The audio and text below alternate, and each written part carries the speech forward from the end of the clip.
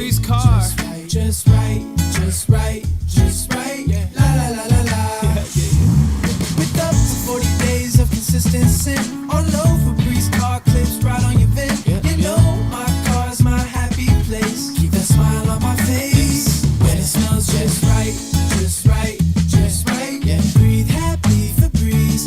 La la la la.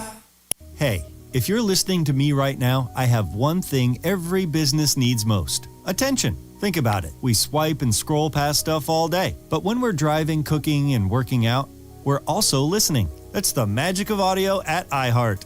We're in your next customer's ears while they're living life and listening, just like you are right now. So get your customers to listen up today using radio, digital, and podcasts. Visit iHeartAdvertising.com. That's iHeartAdvertising.com. From the Ingalls Studios, this is ESPN Asheville, WPEK, W225CJ Fairview, WMXF Waynesville, and iHeart radio station. Now, your chance to win $1,000. Just enter this nationwide keyword on our website, Greene. That's Greene. Enter it now. Log on now to ESPNAVL.com. And good luck from your friends at ESPN Asheville. The pounding begins. The wagons are circled. Every wind is raided. It's football time in America, and this republic has never been stronger. The Sportsocracy, Beer City's best sports talk, live from the Ingalls studio. It is ESPN Asheville 92.9 FM, 880 AM, 1400. The Sportsocracy is live in the Ingalls studio, and we're heard everywhere on the iHeart Radio app. Seen everywhere on YouTube. Just go to thesportsocracy.com, click the live video link, subscribe to the channel, join us in the chat. Today we're going to be talking NFL draft rumors. We're just, one day closer to the big day, the 2024 NFL draft. We are 1 week away from boarding a plane bound for Detroit, Michigan. An hour. Do we have our itinerary set yet? What are you, a cop? I'm just curious. I'm going on this trip. I would like to know. The question is, do you want to leave from the lovely city of Asheville at really late on Tuesday night or super early on Wednesday morning? It's really the only questions we have. Yeah. Well, I don't know. I don't know the answer. I don't either right now. And here's the thing: this is why I need a travel agent, and I don't have one of those, so it's all on me. Which means it will be figured out. I have when it's figured out. I have one of those. Its name is Jeremy Greene, and when the help needs help, I guess it's just beyond. I don't know. I guess we'll figure it out when we figure it out, won't we? Yes. Welcome everybody into the program. All of you in the chat, line up with your draft questions, or I want to hear the wildest / dumbest rumors that you may have seen out on the internet. I mean, it's the Dallas Cowboys are going to trade up for J.J. McCarthy. Right.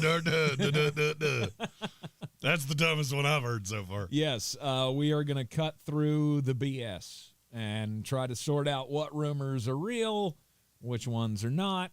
Jeremy put up, what is it, smoke or not? Yes. That was what you put on the... And I have one prevailing question above all else. Is that where there's smoke, there's fire? Correct. Okay.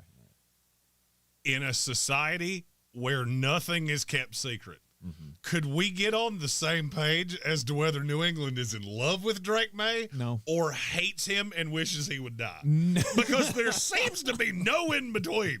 And it really has a big influence on how this draft goes. It does. The number 3 pick in the draft, is it available or not? Everything's available. I have heard that there's a possibility. This is like 11 o'clock at Applebee's on Dollar Marg night. Everything's available. It's just a question of what can you wrap your head around. See, and that's the thing. Okay, so the number 3 pick's on the board.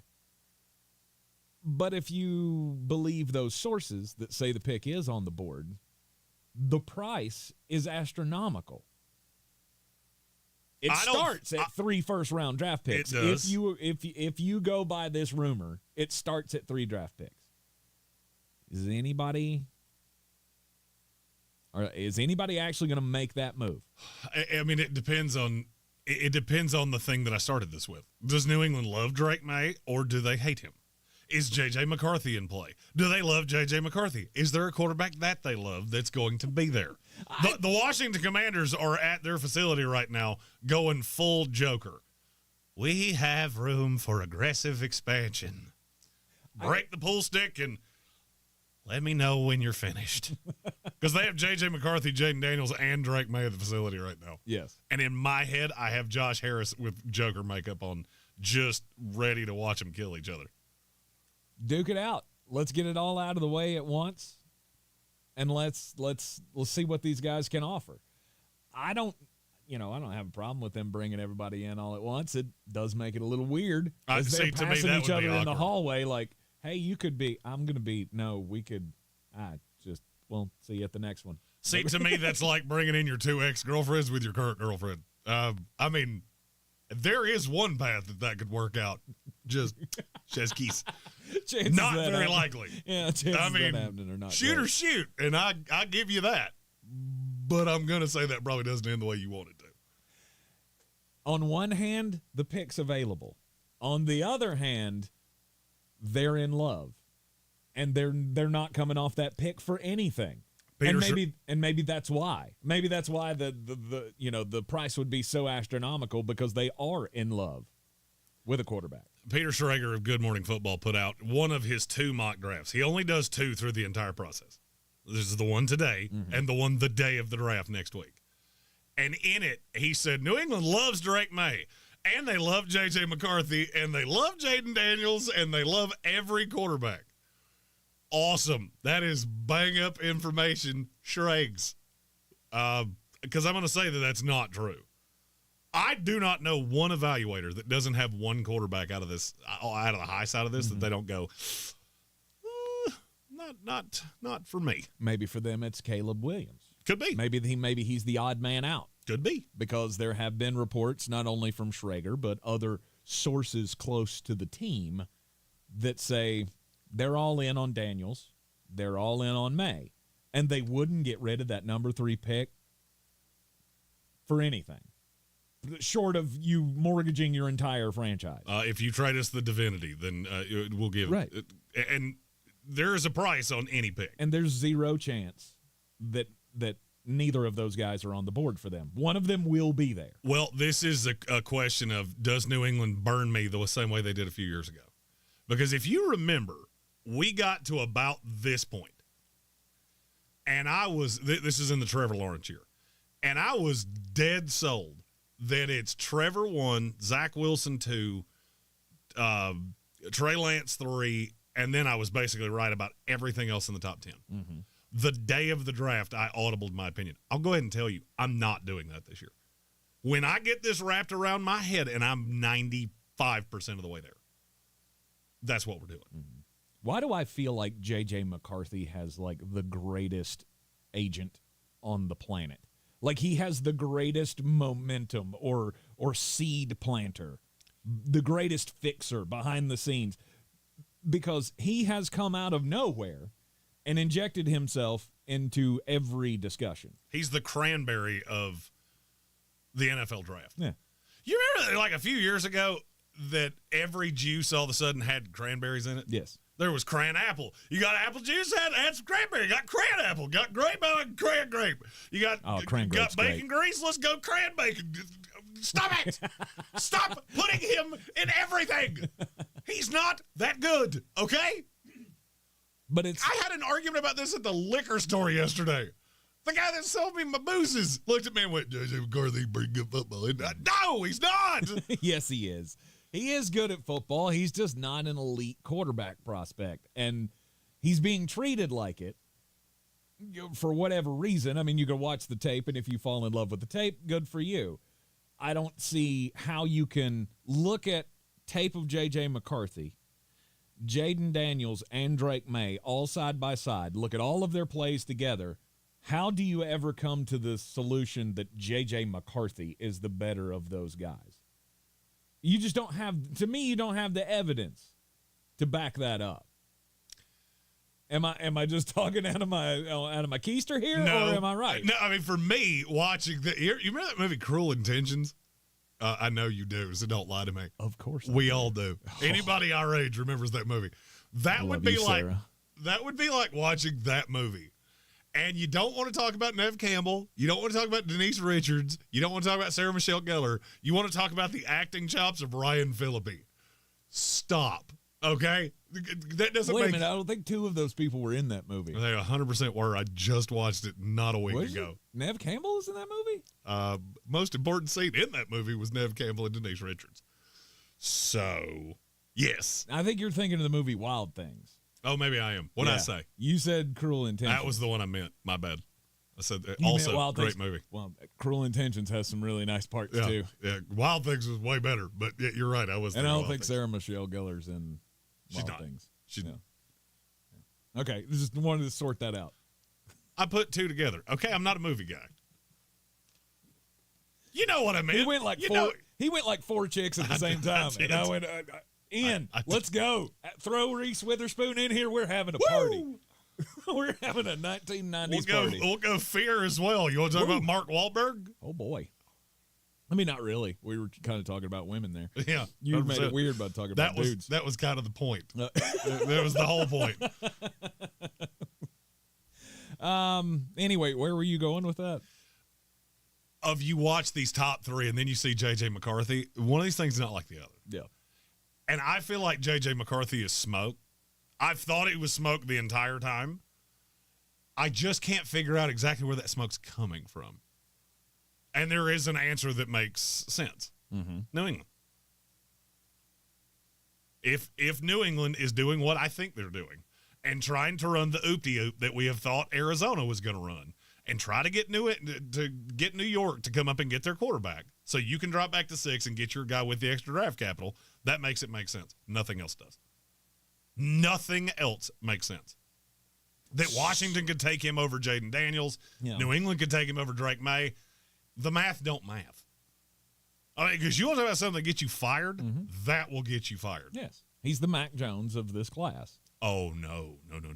That is, yeah, you're on the polar opposite side of that. He's the Trey Lance of this class. But look at the possibilities.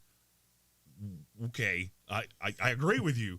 Look at the floor, which is, I'm not 100% sure that he can play quarterback in this league. Really? I'm not dead. I am so out on J.J. McCarthy that it is pitiful. Wow. What does he do other than make one throw every now and then against a loaded box? Because this is one of the best running teams in the country. Mm-hmm. So you get the extra guy up in the box. That's not how this is going to go in the NFL. In the NFL, you've got to be able to sit back there, stay in the pocket, throw darts. Caleb Williams can do that. Jaden Daniels can do that. Drake Maye can do that. I've never seen J.J. McCarthy do that. Mm-hmm. Not saying he can't. Just saying I would need to see you do it before I felt really good about it. And then taking him ahead of somebody that I know can do it. Yeah. That has, I don't like my job written all over it. That's the thing that doesn't make any sense about J.J. McCarthy to Washington, J.J. McCarthy to New England. None of that makes sense. I would think if anybody was throwing that out there, it would be, I don't know, Arizona or the Chargers or that's pretty much it. Those two make sense as well. Those teams at 4 and 5. Well, because if New England is sold on Drake Maye, what's the point in throwing smoke screens? I need extra picks because I'm going to throw Drake Maye in right now with Devontae Parker and Hunter Henry, and we are going to run the least athletic offense in the history of offense.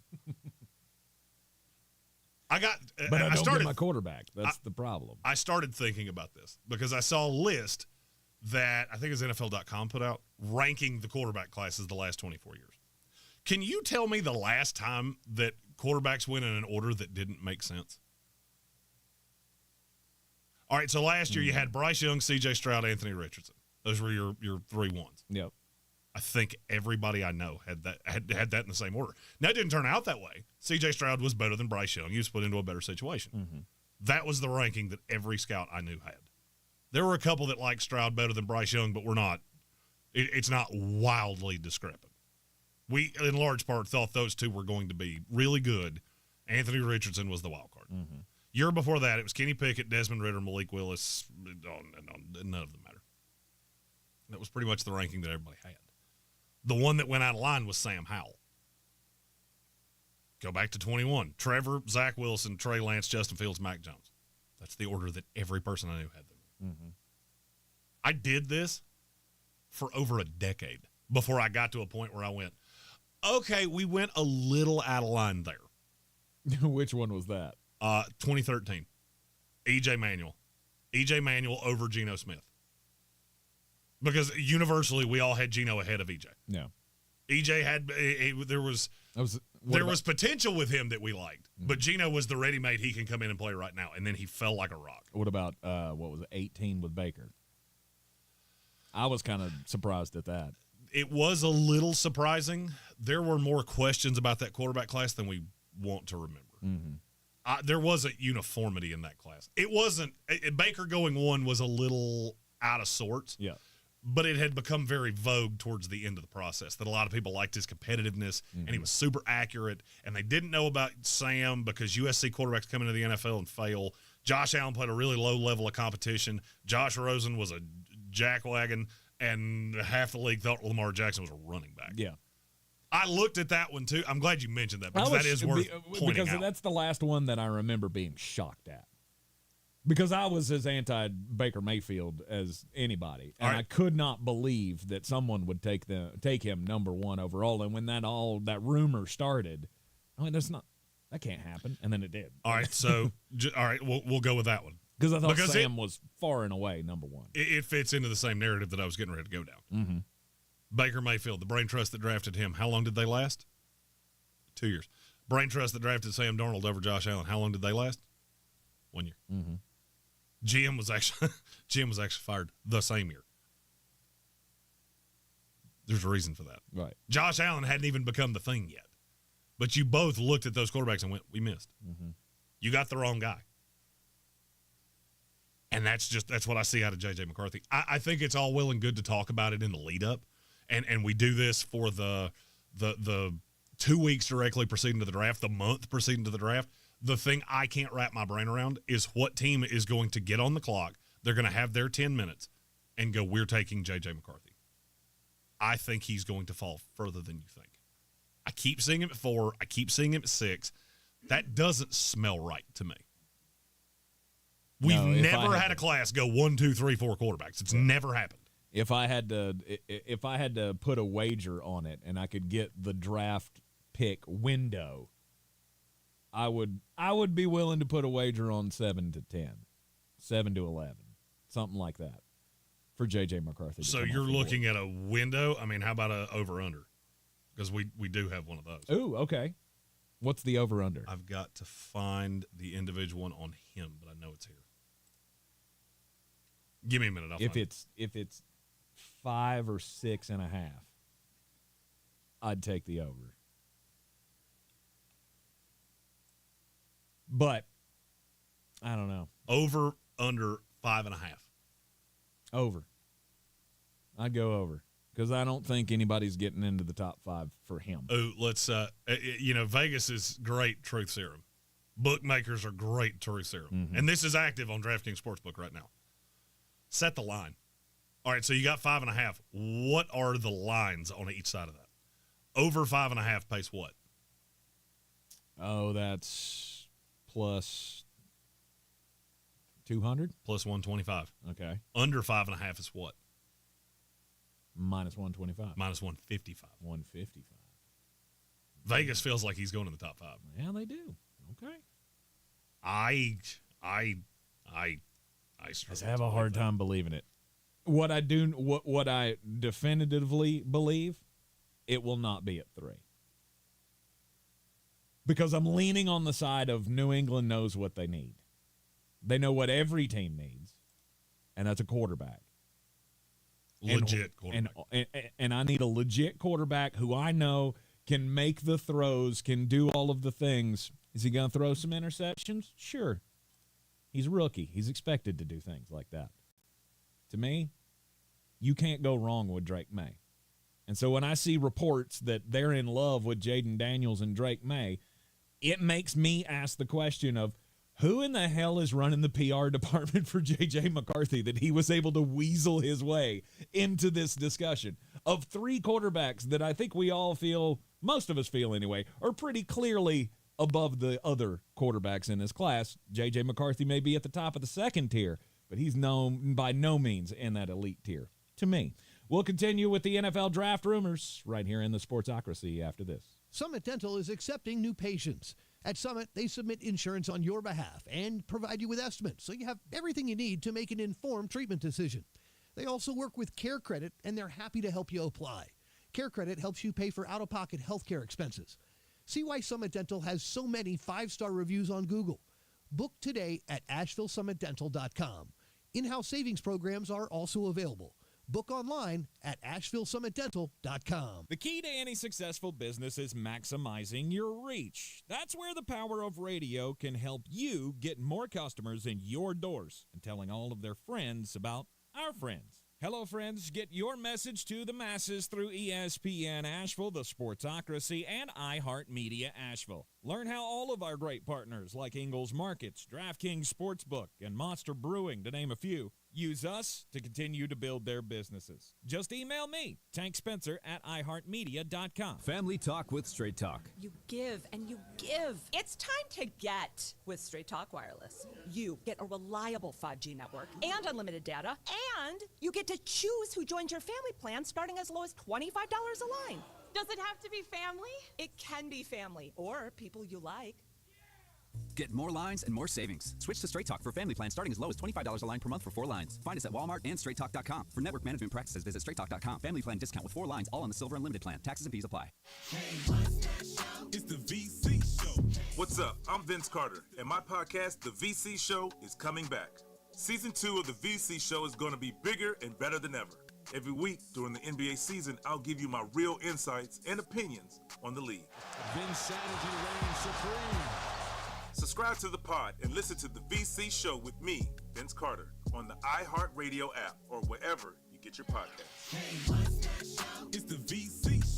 We're back, counting down to kickoff. Let's look at today's 3 keys to premium pre-gaming with Beast Unleashed, presented by Monster Brewing. Number 1, beat the heat. Unleash the beast with bold, familiar flavors, 0 caffeine, and 0 sugar. Number 2, running the option. There's 4 to choose from: White Haze, Peach Perfect, Scary Berries, and my personal favorite, Mean Green. And number 3, at 6% ABV, Max Protect. Always drink responsibly, and you must be 21 or over. Beast Unleashed, available at your local retailer. If you're looking to buy, sell, or invest in real estate in the mountains, you need to call the agents at Clarissa Sells WNC, brokered by eXp Realty. Check us out online at ClarissaSellsWNC.com. And did I mention that Clarissa Sells WNC loves teachers? We love teachers so much, we're giving back 25% of our commission at closing. For more information, contact us today at 828-774-6343 or ClarissaSellsWNC@gmail.com. At Ingalls, we're proud to work with hundreds of local farms and businesses in the communities we call home. Not only does it ensure that you get top-quality, fresh items for your family table, it's a way for us to support the amazing individuals who pour their heart and soul into delivering the very best they can do. Quality, freshness, community, it's all in the bag. Ingalls, low prices, love the savings.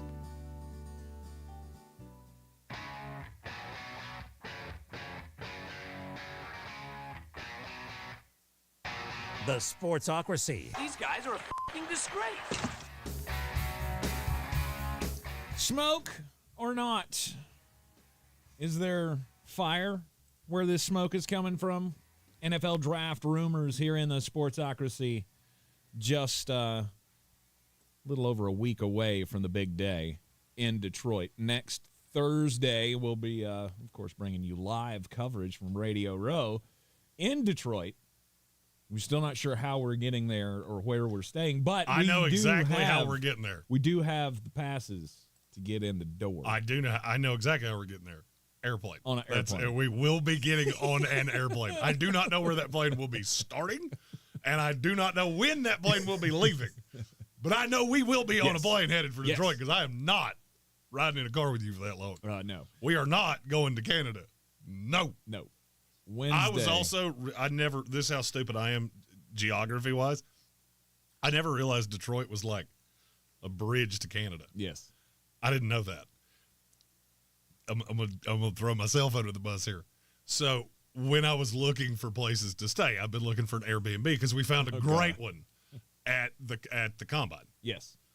I was trying to find one like that. Well, I noticed that there was a bridge. Like, hey, there's a bridge. We'll just wonder what's across the bridge. And I kept saying like Windsor, and it was way cheaper. And I couldn't figure out why that was. Oh, that's in Canada. That's in Canada. Not going to do that because I don't want to have to cross the border 3 times while we're up there. Yeah, no, I don't. I can't find my passport, so I need to. I've never had one, so. Well, then I don't think you're going to Canada, bro. Hey, you're not getting to that hotel, eh? You have to go back there where Tim Hortons didn't. I need one of them passport thingies. Don't you know? Is that Canadian? No. I didn't know. I thought that was like it's Wisconsin. decoded. Yeah, you go to don't you know, not A. A. It is the afternoon dose of dumbassery here in the Sportsocracy. Talking NFL draft rumors. Discussion popped up in the YouTube chat here about Michael Penix. So the push for J.J. McCarthy, is this coming from other teams to get everybody hot on J.J. McCarthy and forget about Michael Penix? I can tell you that there is a lot of smoke with Michael Penix. There's a lot of people that seem to really, really like him, especially once the medical cleared. I'm not going to go as far as to say that I think Penix will end up going ahead of McCarthy. I do think Penix is going to go higher than people think. I keep seeing him in the second round. I don't think that's how that's going to go. Mm-hmm. Do you agree with Andrew when he says that the teams know that the JJ smoke is garbage? I tend to agree with that. He said it's just the draft industrial complex that's ginning up this interest. Well, the thing you have to remember is that there's more of us now than there have ever been, and we get outside of a little bit of March Madness, maybe a little bit of Masters, maybe a little bit of UFC. We've had nothing but draft to talk about for a month and a half. So you get to this point, it gets to a little bit of overkill, and some things do get started like that. And I think the teams do know that there's a lot of smoke and way less fire. Yes. Which, by the way, got to give him points for the draft industrial complex. I do love the. I think that's where we're going to be staying. New words, new institutional words. I think that's where we're going to be staying in Detroit. I don't think we can afford to stay at the draft industrial complex. We're going to have to stay at the draft far-off annex. Nobody said we were paying for it. We're going to have our hobo blankets laying out on the industrial complex floor. Just going to find those dudes from Asheville just sleeping underneath the Joe Louis fist. I wonder if that dude will bring his rock. Maybe we can ask him how much. Yeah, how much you want for it. Is that a reflector in that rock? So is the smoke on JJ about blocking for Penix? I hadn't thought about it that way, but it makes a lot of sense. Maybe so. It's just the fact that he keeps going higher and higher and higher. Like pretty soon, like if we had another week in this process, there would be somebody talking about him going one over JJ. Chicago's actually going to bypass Caleb Williams from JJ McCarthy. Right. The stock has risen so much. And by the way, if you ever lambast another prospect for not throwing at the combine or not going to the Senior Bowl, I want you to remember this JJ McCarthy thing. That's what's doing all of this, is that we haven't seen him come out and show us what he can't do. Mm-hmm. He didn't go Bo Nix and start short-hopping balls at the Senior Bowl. He didn't go Michael Penix and shut it down in Mobile. That's how we got here. The other three, we knew pretty much what they were, which is why you saw them do virtually nothing through the process. Mm-hmm. J.J. McCarthy just sat back like, hey, look at me throwing passes in the hallway in Indianapolis. Look at that rifle. Throwing it to some temp. Yeah, that didn't do much for me. Some temp. I feel like it was a shot at just a nobody. It was a Tim. Oh, was it? Yeah, it was a security guy. I have no idea. It happened right above my head. I looked up, and there was J.J. McCarthy throwing out routes to some security guard on the second floor of the convention hall. It doesn't change anything for me. Mm-hmm. He's really risky, and where I will say your comparison to Mac Jones really works is we did the same thing with Mac Jones. We got closer and closer into the process, and people talked themselves into Mac Jones. Well, where did he end up going? 15. I'm not saying McCarthy will fall that far. I do not think it's untoward that he could fall right in the lap of Minnesota. I don't think that's out of the range of possibilities. Okay. You're in the Sportsocracy, and this is ESPN Asheville, 92.9 FM, 880 AM, and 1400. NFL draft rumors is what we're talking about today. Adam Scarborough asked, is there a bridge near the draft? It is literally directly behind the stage.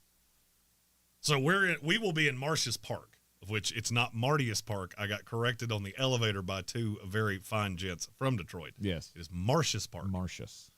We will be there. That's where the whole thing is housed. There will be a gajillion people there. And if you look right behind the stage, there's a little bridge that is the road to Canada. And I can't go there because I don't have a passport. So are you saying I would be able to see Canada? From your house? From my house? Yeah.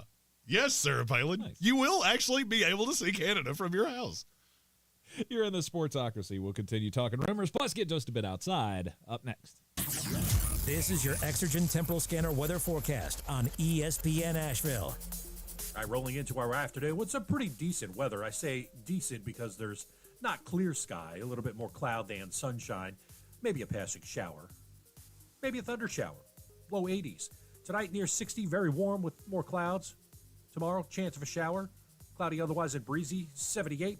Chance of showers and thunderstorms tomorrow night, but we should clear by Thursday. Sunshine, low 80s. From the Weather Channel, I'm meteorologist Ray Stajic.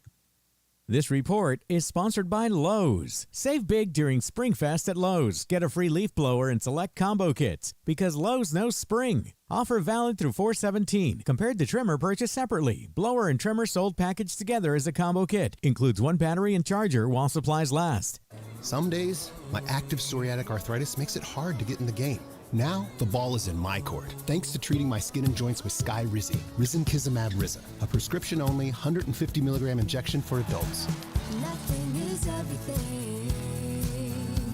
Skyrizi helps with less joint pain, stiffness, swelling, and fatigue. For those who also have plaque psoriasis, 90% clearer skin is possible with just 4 doses a year after 2 starter doses. Don't use if allergic to Skyrizi. Serious allergic reactions and an increased risk of infections or a lower ability to fight them may occur. Before treatment, your doctor should check for infection and tuberculosis. Tell your doctor if you have an infection or symptoms such as fever, sweats, chills, muscle aches, or cough, or if you plan to or recently received a vaccine. With Skyrizi, there's nothing like clearer skin and better movement, and that means everything. Ask your doctor today about Skyrizi and visit Skyrizi.com or call 1-866-SKYRIZI to learn more. This spring, check carpets off your spring cleaning list with Zero Res Carpet and Air Duct Cleaning. Mention ESPN Asheville and you'll get 3 rooms of carpet cleaned for only $129. Book online at ZeroResAsheville.com. If you're ready for a new job, let Express Employment Professionals help you. Express is already hiring for summer jobs in a variety of industries. Job seekers never pay a fee at Express. Go to expresspros.com to find your location. That's expresspros.com. If cleanliness is next to godliness, look around the car right now. Is that very godly? Look, life comes at you fast, but so does WNC Auto Detailing. They have the tools to make your interior look like it's coming off the showroom floor. You don't believe me? Check them out on Instagram. All that filth and years of stains disappear. WNC Auto Detailing does full interior and exterior details with paint correction, and they do wax and ceramic coatings. Call WNC Auto Detailing at 455-3700. Premium care with a Southern hospitality touch. Showtime Sports and Mountain Graphics have teamed up under new ownership by an Asheville native to better serve our community with the finest custom apparel and unique branded items at the best price. Showtime Sports and Mountain Graphics can customize whatever you, your team, business, or local group may need through high-quality screen printing, embroidery, and laser engraving right here in Asheville. Free personal delivery within Buncombe County and a reduced delivery fee anywhere in Western North Carolina. Visit ShowtimeSportsAVL.com and MountainGraphicsAVL.com. Your one-stop custom apparel shops.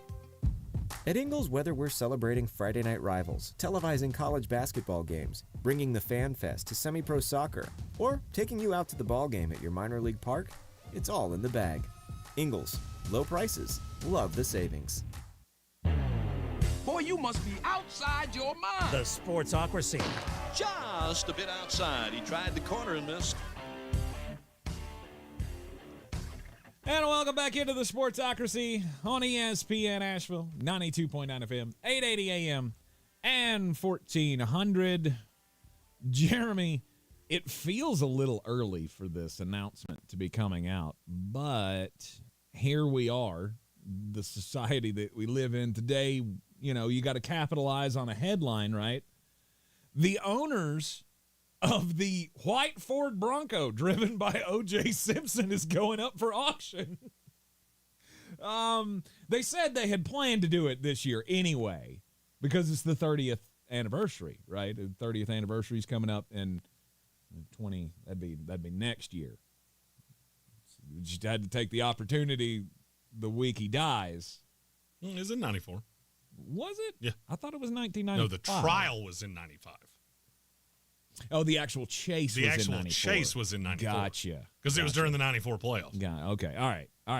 I was going to say, you're pushing this a little bit. I was a 7-year-old watching, I was a little 7-year-old Knicks fan watching the playoffs going, why do we care? I don't know who this person is. Why are we watching this chase? And my parents are just locked in, and can we get back to the game, please? I remember doing the same thing, only I was watching for the Rockets at that point. I got a 4-legger on this for 3 cases of Teddy Grahams. Let's go!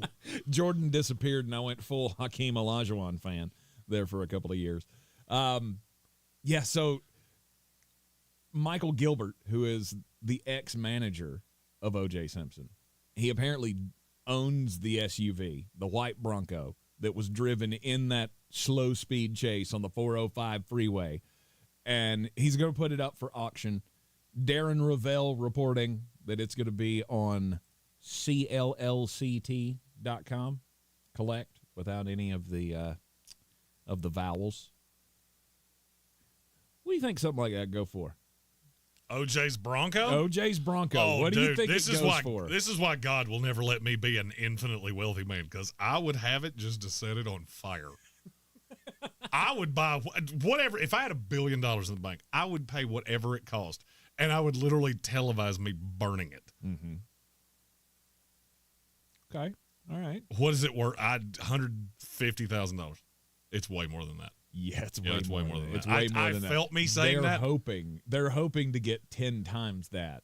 1.5 million? 1.5 million is what they're hoping for. Okay, I wouldn't spend 1.5 just to set it on fire. The last offer that they got before the death of OJ was $750,000.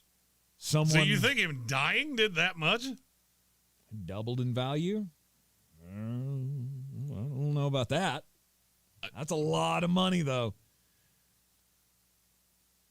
I mean, he was 77 years old. It's not like he wrecked his Harley at Bike Week, okay? I mean, I don't feel like that changes the value of that much.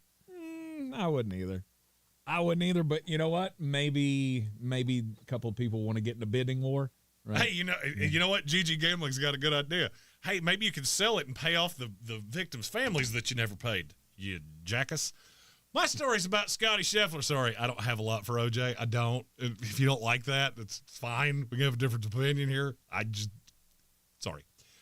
Scotty Scheffler, he won the Masters. We talked all week long. He had to get home to his very pregnant wife. He said if she went into labor, he would have left with the lead on Sunday. So when he left Augusta and flew home, that surely his first trip was to his house, right? To check on his very pregnant wife. But wait, it wasn't. He went to the Inwood Tavern. First? In the green jacket. I don't know if he went first. I know that night he made an appearance at the Inwood Tavern. He did not go first. Scotty, please, dear Lord, please tell me, Scotty, you did not go first. Yeah, honey, I gotta get some at the Inwood right now. I'll be back. Well, the bar was on the way home, honey, and I didn't want to come home and then just kiss you and then, go back out. I thought that might be insensitive, so. I had to stop at the flower stores right beside it. Don't take pictures of me here. This is not going to end good for me. She's 9 months pregnant. She is scary. She is terrifying. No. Scotty's a good husband. He went home first. He went, "You okay? Hey, would you really like some of that pickle ice cream that I can only pick up in Toccola County? I need to go. I know it's an hour and a half drive, but I'll be back shortly." Did he make it fully in the door, or did he just pull up in the driveway and honk? Like, he did. You good? He did the Abraham Simpson thing where he just came in the front door, hung the hat up, kissed her on the cheek, and got the hat and went back out. It's time to go to the bar. I got a green jacket, and I got a whole lot of people in this town that want to buy me drinks. So I'm looking at pictures of this establishment that he went into. Okay. It very much looks like a place I would like. Like people sign the wall, and there's dollars on the wall. I mean, this is total dive bar. Yep. That's how I would celebrate winning the Masters. No doubt. No doubt about it. You're going to go back to your neighborhood haunt, and you're going to show that green jacket off. How many days do you wear the jacket before you take it off? Before you take it off, period? I would say 3. I will go. Actually, I don't know. I wouldn't wear it more than 15 minutes because I'd be afraid I'd get it wrinkled. I'll try clean this bad boy. I have no fear. There's going to be enough domestic lights and jalapeno poppers on this thing by the time my run is done. Oh, God. Oh, yeah. This thing's going to need to be steamed out, bruh. No doubt. They just go ahead and give Jeremy 7 jackets just in case. No doubt. They would put Scotch Guard on mine like there's going to be a bush light rolling down the sleeve of this thing before the night's up. No doubt. Do you know how to handle this? I don't know what I spelt on it. I don't know what that is. It's either blood or ketchup. I don't know which one. Good Lord. And based on the events of last night, it could be either one. This is going nowhere. I lost a tooth and ate a hot dog. This is a great night. You lead a weird life. Me? You really do. I live an awesome life. I do. I live an awesome life. I have long said that following me around for a summer, Amy and I just hop in an RV and we just go do stuff, would be the greatest reality television show of all time. Could be. Look, you've hung out with us. Mm-hmm. It would be epically awesome. You guys get into some adventures, I will say that. It would be so good. Now, you would have to show it after 10 o'clock at night when the kiddies went to bed. Yes. Because there would be a whole mess of the dirty words. You are right about that. NFL draft rumors as the day quickly approaches here. Jeremy sent me like an entire list of just, I don't want to say, they're not all crazy ideas, rumors about the NFL draft. One of them that stuck out to me, though, that I want to talk about for a second, Jeremy, is the Indianapolis Colts. Are they really that in love with Brock Bowers that they would do something crazy to get up to 8 with the Atlanta Falcons? Who are we talking about? In front of you, Indianapolis? The Indianapolis Colts with Brock Bowers. I don't think so. That one's never made any sense to me. Because my number one question would be, how many tight ends do you need? Because you already have like 6. Yes, they do. However, now, are any of them any good? Not really. Exactly. It's the same argument I keep using for your team with tight ends. I get that you have 6 tight ends, but none of them are good. You shut your dirty mouth talking about the legend that is Tyler Conklin. Okay? There will be no Tyler Conklin. At least you did here. Pick the best one. Well, I mean, it's only him and Ruckert left. Oh, did you get rid of Uzama? Yeah, he's headed. He's going to Philadelphia. Who was the other one? You had a 4th one too. Kenny Yeboah. Yeah.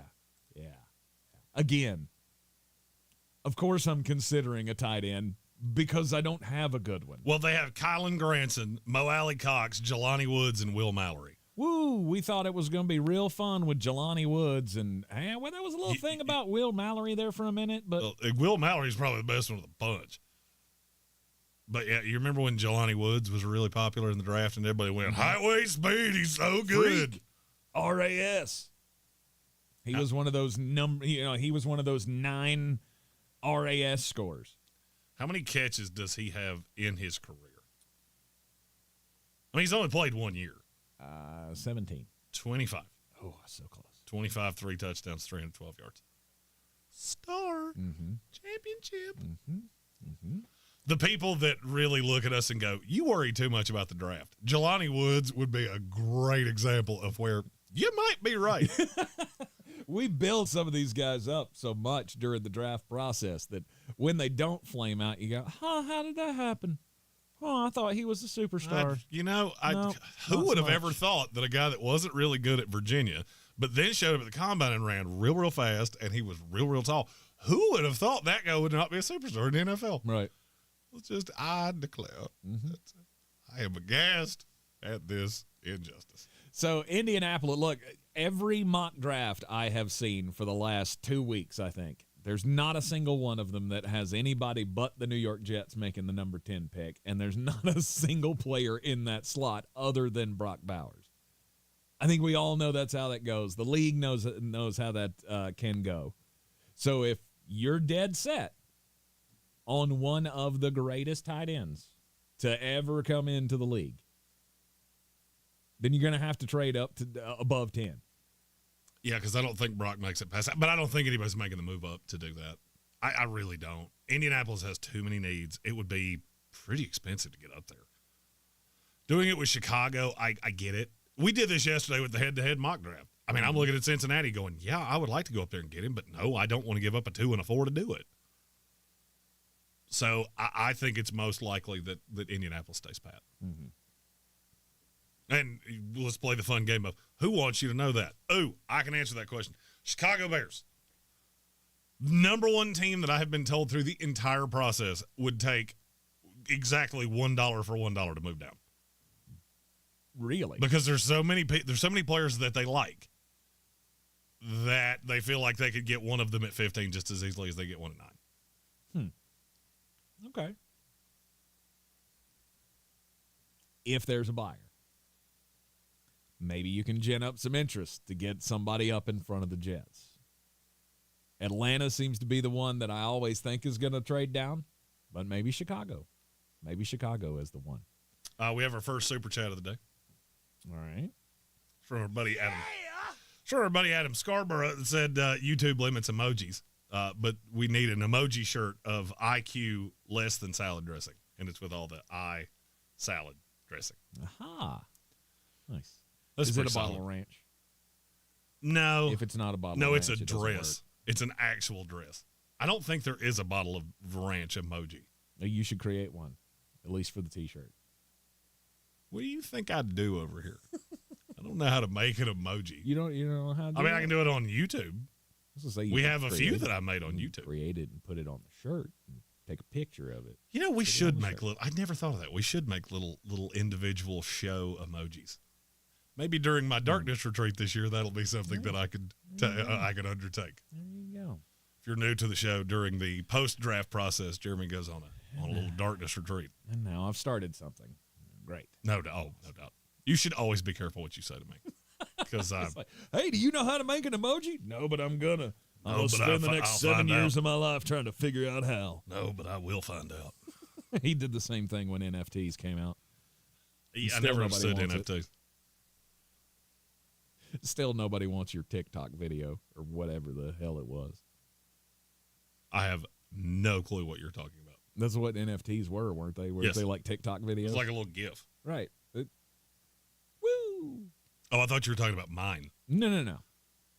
No, crypto and NFTs were two things that I just looked at and went, I think I'm going to sit this one out. I'm good. Yep. A minimum of 5 trades in the first round. I'll go under. I will as well. I'll go under.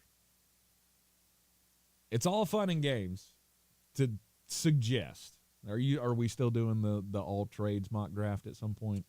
Did you? I went down that rabbit hole. You and teased it. I did, and it got so nonsensical. Right. It's always nonsensical.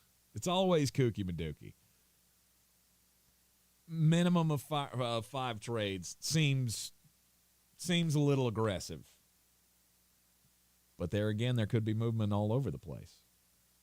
Sometimes when you think it's going to, everybody's going to stand pat, it goes haywire. I will say there's no more than one in the top 10, and I would say you might have three more of the rest of the other 22 picks. Mm-hmm. And they would really lean into the 20s. I mean, I've said this multiple times. I don't see a team bailing out of the top 20. I cannot wrap my head around that because the discrepancy, there is a drop. I mean, I've got 18 first-round grades. So basically you get to the Bengals, and then there's a pretty substantial drop-off. Not necessarily in talent, but full package. Because, I mean, I've got a guy like Leatu Latu that has medical red flags. He's one of those 18. And then you get into the second side of pass rushers, so like Marshawn Nealon. He's fine. And I think there's a great chance he will go in the first round. If not in the top 10 picks of the second round. Mm-hmm. But there's definitely a big difference between Leatu Latu and Marshawn Nealon. Yeah. And that was another one of the things that stuck out to me, rumors that stuck out to me, is Marshawn Nealon going in the first round. I've not heard anybody say that. I have heard a lot of people say that. I just don't so much believe it. Why would anybody consider taking him in the first round? Well, because the big knock on him was the big knock on him was athleticism, and then he went to the combine and just killed it. So then you start looking at the tape going, okay, it's good tape. And now if you take the athletic thing away, I could definitely understand how he would wind up in the first round.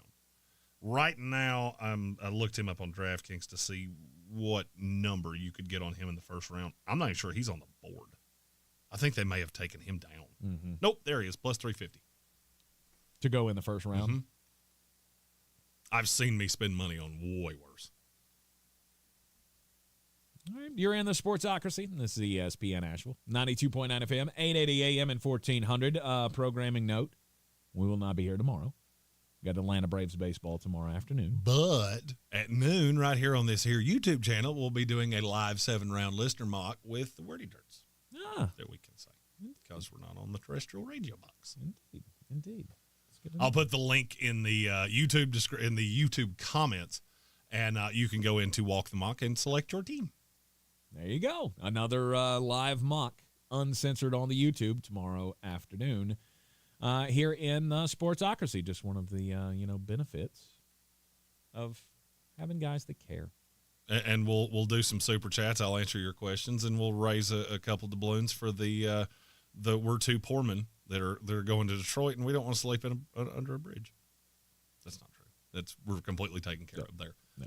But if you wanted to contribute to the beer fund, we would not tell you no. Jeremy's picks of the night, Greene on Greene, is coming up next right here in the Sportsocracy. Do you have an idea for an invention or new product and don't know what to do next? Inventors, InventHelp can help you get started with your idea. Call 1-800-INVENTION or go to InventHelp.com to get your free inventors information. They can help you try to patent your idea and submit it to companies. Get started with your idea today at InventHelp.com. InventHelp is the leading invention service company. With offices nationwide, they've been helping inventors since 1984. Inventors receive more than 10,000 patents through their patent referral services. Don't wait to get started with your idea. For free information, contact your friends at InventHelp. Go to InventHelp.com or call 1-800-INVENTION. That's InventHelp.com or call 1-800-INVENTION. They help everyday inventors just like you. Additional services include invention websites, prototype models, technical drawings, and more. They keep your idea confidential and explain every step of their invention services. Remember, that's InventHelp.com. InventHelp.com.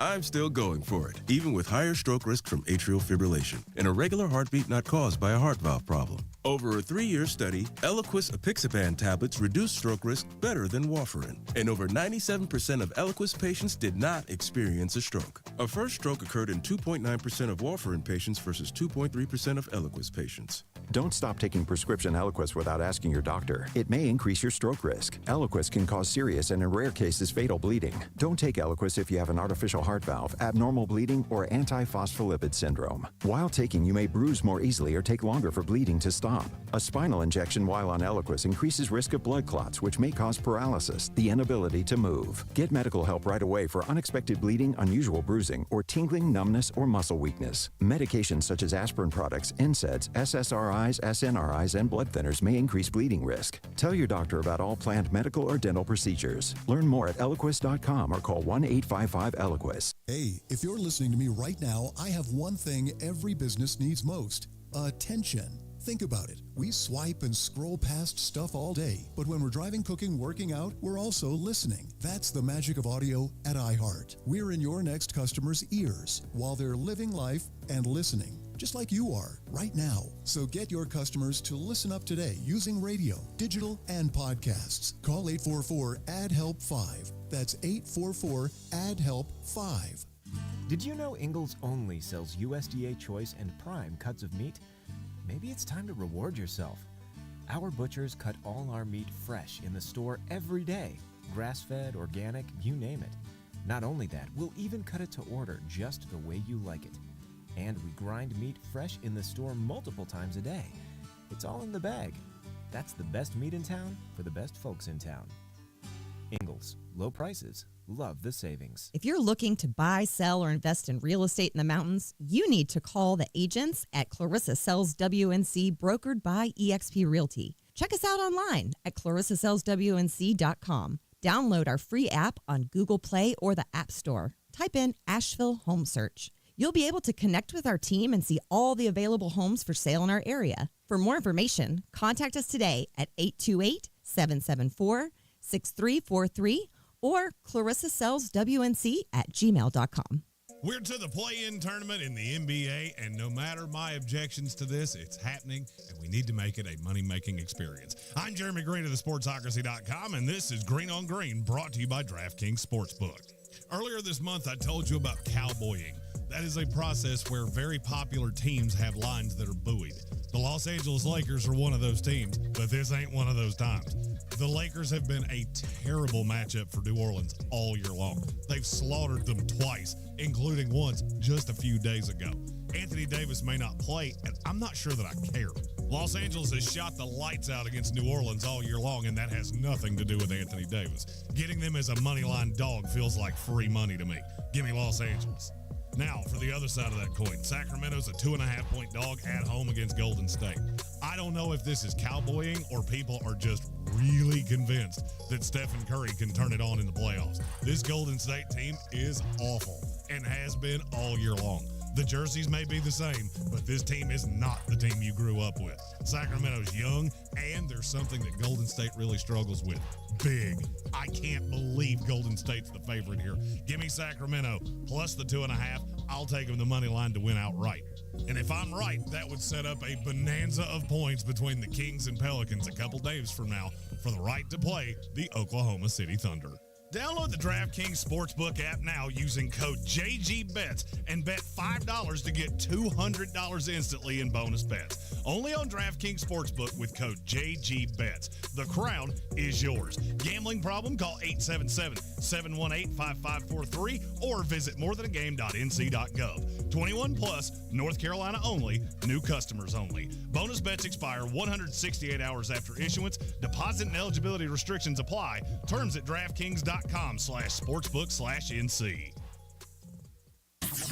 This is your Exergen Temporal Scanner weather forecast on ESPN Asheville. All right, rolling into our afternoon with some pretty decent weather. I say decent because there's not clear sky, a little bit more cloud than sunshine, maybe a passing shower, maybe a thunder shower, low 80s. Tonight near 60, very warm with more clouds. Tomorrow, chance of a shower, cloudy otherwise and breezy, 78.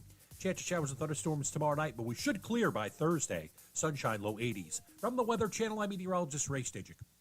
This report is sponsored by Allstate. Some people just know there's a better way to do things, like bundling your home and auto insurance with Allstate. Why make things harder than they need to be? There's a better way to save time and money. Visit allstate.com or call for a quote today. Love golf but hate hunger?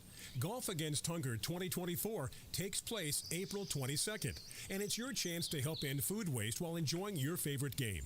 Go to food-connection.org to sign up for Golf Against Hunger. WWNC is Western North Carolina's election station. With the key races and the stories behind the big issues. From the county to Congress to the White House. On News Radio 570 WWNC. The future of medicine is here at QC Kinetics. QC is the nation's leader in the most exciting revolution in pain management we've seen in decades, regenerative medicine. If you are tired of achy joints, if your joint pain is keeping you from doing what you love, you need to call QC Kinetics now. Surgery, steroids, drugs, these are no longer your best options. Regenerative medicine at QC Kinetics is transforming lives with innovative treatments that deliver lasting results. We're talking natural biologics using your body's own power to repair and restore damaged tissue. QC Kinetics is under the leadership of National Medical Director Dr. Mitchell Scheinkupp. Dr. Scheinkupp is a pioneer in this field with 20 years of clinical work, tons of research, teaching, and publishing. He wants to get you relief with a needle, not a knife. Call QC Kinetics now to learn more about some exciting options. This is a revolutionary approach that can get you long-term relief with no downtime. Call QC Kinetics now for a free consultation. Phone 828-333-9517 in Asheville and in Greenville. From the Ingalls Studios, this is ESPN Asheville, WPEK, W225CJ Fairview, WMXF Waynesville, and iHeart Radio Station. Now, your chance to win $1,000. Just enter this nationwide keyword on our website. Happy. That's happy. Enter it now. Log on now to ESPNAVL.com. The Sportsocracy. It fires me up, man. I love it. Say it one more time. The Sportsocracy. Shake it back! Beer City's best sports talk. It is gross. Just earlier. They are mature, actually. You just have to get to know them better. Your lunchtime dose of dumbassery. Live from the Ingalls studio.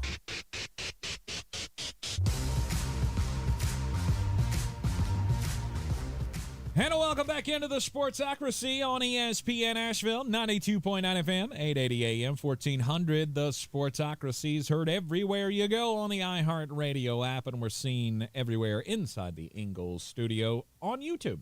Just go to thesportsocracy.com, click the live video link, subscribe to the channel so you can join us in the chat. Top 13's rolling on here this hour. We've got offensive linemen today. We've got to double up on these so we can get them all in before draft day next Thursday in Detroit.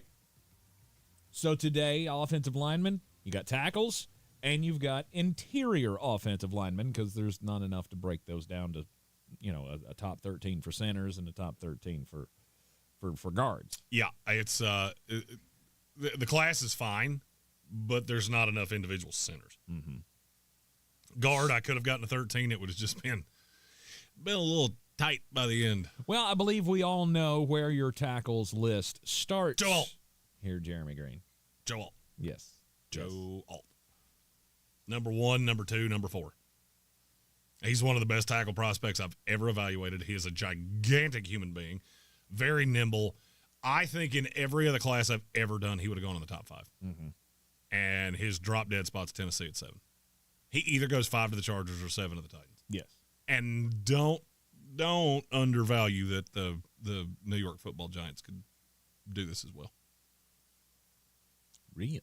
Okay. That's another one of those kind of like Roma Dunze going to the Falcons. We've just bypassed it for so long that it makes sense. Mm-hmm. I am not so. If I'm one of those, if I'm 5'6" or 7, and Joe Alt's there, I'm there. I'm taking him. I would take him over talent. I would struggle to take him over Malik Neighbors, but I think I would still do it. Mm-hmm. All right. So number 1 is Joe Alt. It's not close. No. Number 2, Olafashano. And is this close? No. That's the 2 left tackles in this class, no doubt. I know both of those guys are going to play left tackle in the NFL. Everybody else gets into, well, they're better on the right. Maybe they could grow into playing on the left. Some of them could slide into guard. Olafashano is, I think, been a victim of we've talked about him for too long. And so now we've nitpicked what he can't do to death, and it seems like we're forgetting what he's really, really good at. He is a really, really good pass protector. He's a top 10 player. If the Jets took him at 10 over Brock Bowers, I would not be upset. That's how much I like this kid. Really good body frame, 6'6", 310. He just has to work on being a road grader because he's not that. Mm-hmm. It's the technique for him. He is almost one of those ironic players that he played at a school that ran a lot, but he's a way better in pass pro. Is he just an example of the media is tired of having him listed high, or are there teams and scouts that have serious concerns about him as the number 2 tackle? Of every scout you'll ever see, I'm probably the highest on him. Okay. I hear a lot of guys in the scouting community that they're not sold because they don't think he's a ready-made product. I also think he's getting compared to Joe Alt, which is not really fair because Alt is a special, special prospect. When it comes to pass pro, I don't have a lot of knock on Fashanu. You compare him to Broderick Jones last year. He's light years ahead of him. Broderick went at 16. Fashanu, I think his floor is probably 14. I don't think he will get past New Orleans. So what is it that they're seeing that you don't see? I don't really know. You said he's really good at pass blocking. Are they not so certain that he's going to be a good run blocker at the next level? I've never heard anybody say anything negative about him in pass pro. I think the thought process is that he's never going to be a plus run blocker. You're going to have to pay up to have a guard on the inside of him. That's why I really like the fit for him with the Tennessee Titans, because I do like him having Skoronski on the inside. I like Joe Alt better, but there almost seems to be this feeling that if Alt goes 5 to the Chargers and Tennessee comes up on the clock at 7, they have to trade down because Fashanu's not worth the 7th pick. It's just not true. Because God forbid somebody snaps him from you. Like say let's just say Tennessee moved down with Denver. It's the first team that came to my mind. Yep. Say you move down to 12. Colts jump up to 9 in front of the Jets. They will take Fashanu at 10.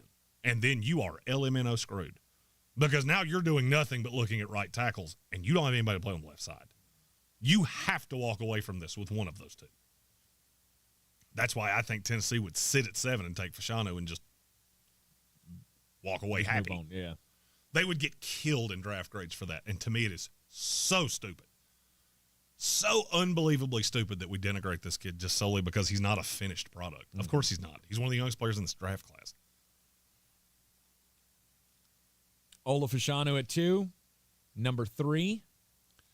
This one is closer than people think, and it gets into the perception thing. Talisi Fuaga is my 3. J.C. Latham is my 4. Okay. Those two are really, really close to each other. Where I had a problem was I don't like J.C. Latham in the top 10. I don't like Talisi Fuaga in the top 10 either. Fuaga is literally just a reincarnation to me of Ike Mekwonu because that's what he reminds me of. I don't think he has any ability to play on the left side. He played right tackle at Oregon State. Mm-hmm. I don't really have much of a reason to think he's going to move to the left side in the NFL. It's hard for me to take a right tackle this high. That being said, he's the best run blocker in this class. It's not really all that close. And he falls into that he has Robert Gallery disorder. All right, let's say you can't play tackle in the NFL. I'm going to shift you into guard, and you'll be a high-level starter for many, many, many, many years. Right.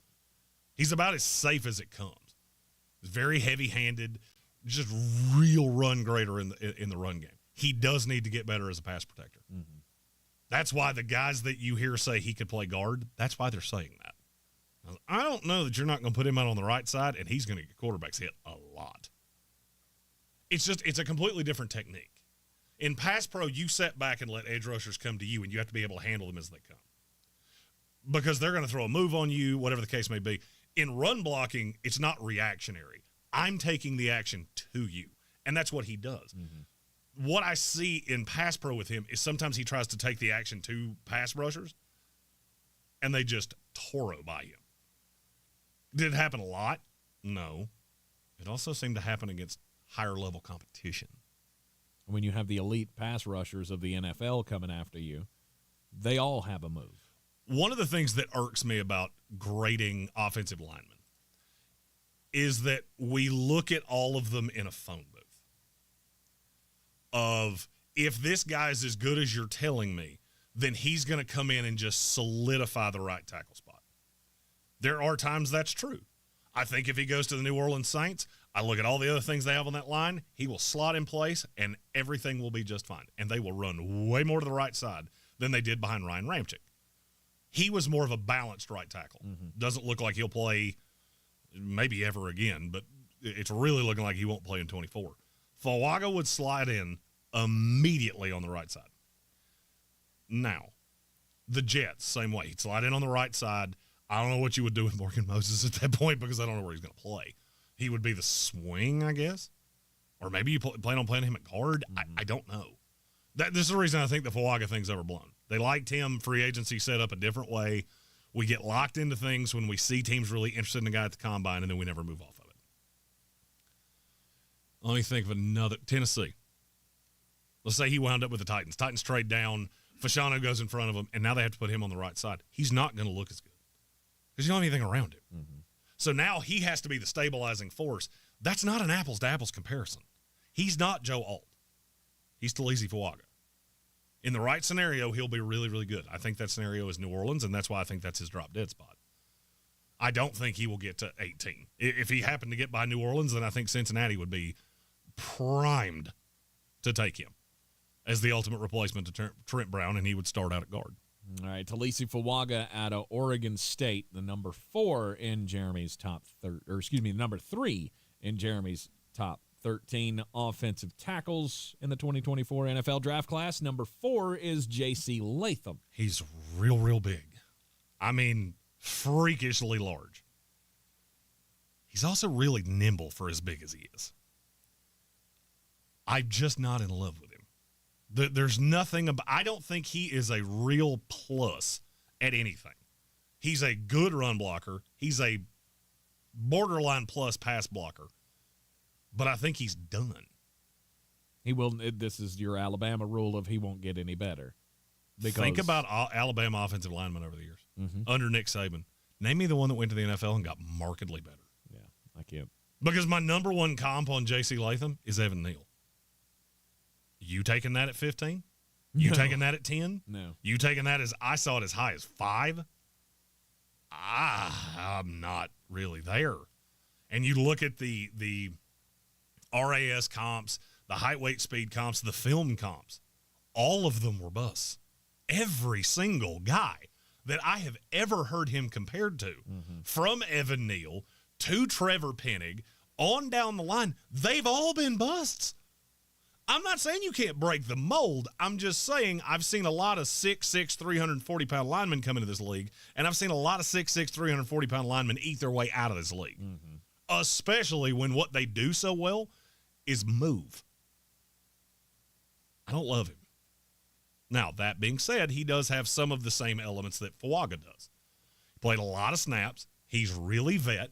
He's going to come in and I think be prepared to play right away. The difference between him and Evan Neal had played a lot on the left side, and he was really comfortable on the left side.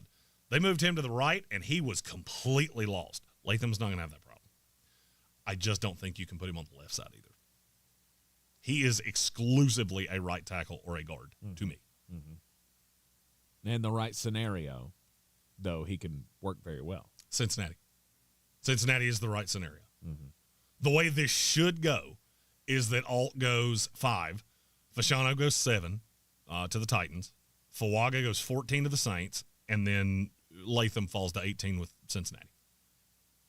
If it was all laying the way it's, quote-unquote, supposed to, that's how it would go. Yeah. Because there is, in spite of the fact I don't love J.C. Latham, and I do love the next guy on this list, there is a bit of a drop-off. All right, number 5. Jordan Morgan. I think he's more of a ready-made entity now, more than 6 and 7. The 6 and 7 are still real raw. As a matter of fact, 6, 7, and 8 are really raw. Okay. Which the good thing is I think all 3 of the latter guys are going to go to really good teams. This will be one of those times, in my opinion, that Jordan Morgan will go behind guys that are better than him because he's more ready to play right now, but he doesn't have the ceiling. You look at a team like Green Bay. I need a guy that can play right now. Rasheed Walker has to play left tackle right now. That's fine. I can move Zach Tom. I can put you on the right side. I can kind of hide you because I do have line pieces. I don't need you to be a finished product right now. I need you to get better as time goes on. So I'm going to look more to a Tyler Guyton or an Amarius Mims because I'm betting on the high side. I'm already good. Then you get to a team like Carolina as the first pick in the second round. I would have Jordan Morgan exponentially higher than any of the rest of those guys. So I need a guy that can come in and play right now. And I know Jordan Morgan can come in and be a plus pass blocker immediately. And I think he can play on the left side. I think basically the next 4 guys can all play on the left side. It's just a question of how long is that going to take? How long is it going to take right before? Yeah, how long is it going to take before you get comfortable? How long is it going to take before you get effective at stopping those pass rushers? And that's another really good point of this. DNA Tooth Podcast, who's a Packers fan, said, I hope Jordan Morgan likes Gorgonzola cheese on his head, and Tyler Guyton would be a bust in Green Bay. I agree with both things you just said. Because you're going to ask Tyler Guyton to bounce around. I don't want to do that. I want to find a position for him and let it roll. Green Bay makes linemen basically interchangeable. Look how many of those guys they have. That speaks more Jordan Morgan than Tyler Guyton. But look at how different the career outlooks are for the two of them. This is how guys like me miss on linemen. It's not that we missed on the projection of you. It's that the projection of you was missed by the team that took you. I would love Morgan in Green Bay. I would love him in Carolina. I would love him in a few other places. I'm not wild about him in Miami. I'm trying to think of teams that could take offensive linemen. Not wild about him in Miami. I don't love him in San Francisco. There's another one, but I can't place who it is right this Raiders. Second. The Raiders aren't in the range. He's in that last 10 of the first round, first 10 of the second round. Gotcha. The Bears. That's another team that I would love to find some way to trade down and be right there in the wheelhouse for Jordan Morgan. I don't think it's going to happen. But to me, there is a greater chance or a greater percentage of outcomes that lead to him being worth a first-round pick than the next guys in line have. Because now we get into Project City. All right, and we will continue with the top 13 right after the break here. Project City on the way. Number 6 in Jeremy's top 13 tackles in the 2024 NFL Draft. Next. The roof is the most important part of the home, and this month ESPN Asheville and Balkan Roofing are giving one away free of charge. Through April, go to ESPNAVL.com and click on the Balkan Roofing's Roofing for a Reason. Follow the link to nominate a homeowner in need of a new roof and why they should be our winner. At the end of the month, one iHeart Asheville winner will be selected. Make your nominations again at ESPNAVL.com. Roofing for a Reason with Balkan Roofing. The future of medicine is here at QC Kinetics. QC is the nation's leader in the most exciting revolution in pain management we've seen in decades, regenerative medicine. If you are tired of achy joints, if your joint pain is keeping you from doing what you love, you need to call QC Kinetics now. Surgery, steroids, drugs, these are no longer your best options. Regenerative medicine at QC Kinetics is transforming lives with innovative treatments that deliver lasting results. We're talking natural biologics using your body's own power to repair and restore damaged tissue. QC Kinetics is under the leadership of National Medical Director Dr. Mitchell Scheinkupp. Dr. Scheinkupp is a pioneer in this field with 20 years of clinical work, tons of research, teaching, and publishing. He wants to get you relief with a needle, not a knife. Call QC Kinetics now to learn more about some exciting options. This is a revolutionary approach that can get you long-term relief with no downtime. Call QC Kinetics now for a free consultation. Phone 828-333-9517 in Asheville and in Greenville. Find what you love what you find. A total wine and more. There's so much waiting for you. Spirits and beer, thousands of wines. Walk right through the door. It's all here to explore. With guides in the know and prices so low, it just might blow your mind. You're gonna find what you love and love what you find. Drink responsibly, B21. Uh-oh, Brad's buzzed. Oh, yeah? Yeah, he's starting with the woots. And now now, a speech. I just want to say that friendship is about heart and brain. Who's with me? Good thing is, he knows when he's buzzed. And my brain is saying, when it's time to go home, somebody call me a ride. Love that guy. Me too. Know your buzzed warning signs? Call for a ride when it's time to go home. Buzz driving is drunk driving. A message from NHTSA and the Ad Council. If you're looking to buy, sell, or invest in real estate in the mountains, you need to call the agents at Clarissa Sells WNC, brokered by eXp Realty. Check us out online at clarissasellswnc.com. Download our free app on Google Play or the App Store. Type in Asheville Home Search. You'll be able to connect with our team and see all the available homes for sale in our area. For more information, contact us today at 828-774-6343 or clarissasellswnc@gmail.com. At Ingalls, we're proud to work with hundreds of local farms and businesses in the communities we call home. Not only does it ensure that you get top quality, fresh items for your family table, it's a way for us to support the amazing individuals who pour their heart and soul into delivering the very best they can do. Quality, freshness, community, it's all in the bag. Ingalls, low prices, love the savings.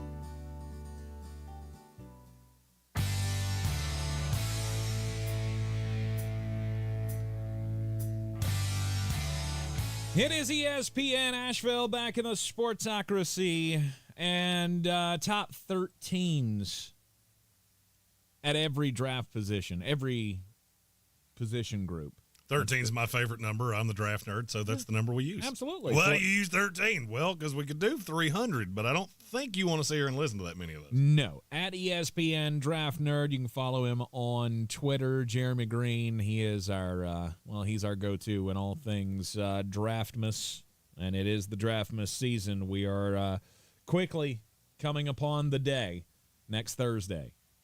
In Detroit, Michigan, live coverage from Radio Row right here in the Sportsocracy at the end of next week. The top 13 tackles, Joe Alt's won by a lot. Ola Fashanu, Talisi Fuaga from Oregon State. Then you have J.C. Latham from Alabama, and then Virginia's Jordan Morgan at 5. Arizona. Arizona. Why do I keep doing that? I don't know. Morgan Moses, was he a Virginia guy? I think I might be doing that. He might have been. Anyway, that's how my brain works sometimes. Did Morgan Moses? I think he did go he to is a Virginia. Virginia guy. Look at you. Thank you. That's a deep dive. Good God, he was drafted 10 years ago. Nothing I've ever been more proud of you than I am right now. Jordan Morgan at 5, and before the break, Jeremy said this is where we get into the raw territory of 6, 7, and 8. All these guys are maybe can play on the left side, but for the most part, they're going to have a lot of work to do to be effective. So at number 6, Tyler Guyton. Okay. If you watch the film on him, you go, I don't know. But then you see him up close and personal like I did in Mobile. I stood directly beside him. First of all, he is the thinnest 330-pound man I have ever seen in my life. In my notes, I literally wrote thin. And then I saw what he weighed in at and went, you're not of this world because you're smaller than I am, width-wise. Muscle weighs more than fat. It does, and he's got a lot of it. I mean, he looks – if you were building an offensive tackle, it would be Tyler Guyton. Mm-hmm. The problem is that, yes, he's athletic. Yes, he's built all of the things, but then you see him play, and it doesn't resonate. Senior Bowl, he was great. Fantastic. Won a lot in one-on-ones. He was one of the winners of the weekend. But I keep coming back to the tape going, why were you not any better on film? Which doesn't make a lot of sense to me, but I think there's a lot of upside. Mm-hmm. I like him a lot with the Miami Dolphins because I think he fits in that scheme tremendously well. That zone blocking. Yes. Yeah. To use the athleticism to get out to the second level and pick up blockers, I think that's perfect for him. Where I don't see him is in that inset with the Pittsburgh Steelers. He's just not a fit in that for me. I got a feeling we're going to have one that fits with the Pittsburgh Steelers coming up here in just a second. Yeah, but it's not going to be as early as you think because I have a feeling it's a guy that you're really high on and I'm not as high on. Number 7. Kingsley Suamataia out of BYU. I have warmed to him over the course of the process. He's another just gigantic dude, 6'5", 325.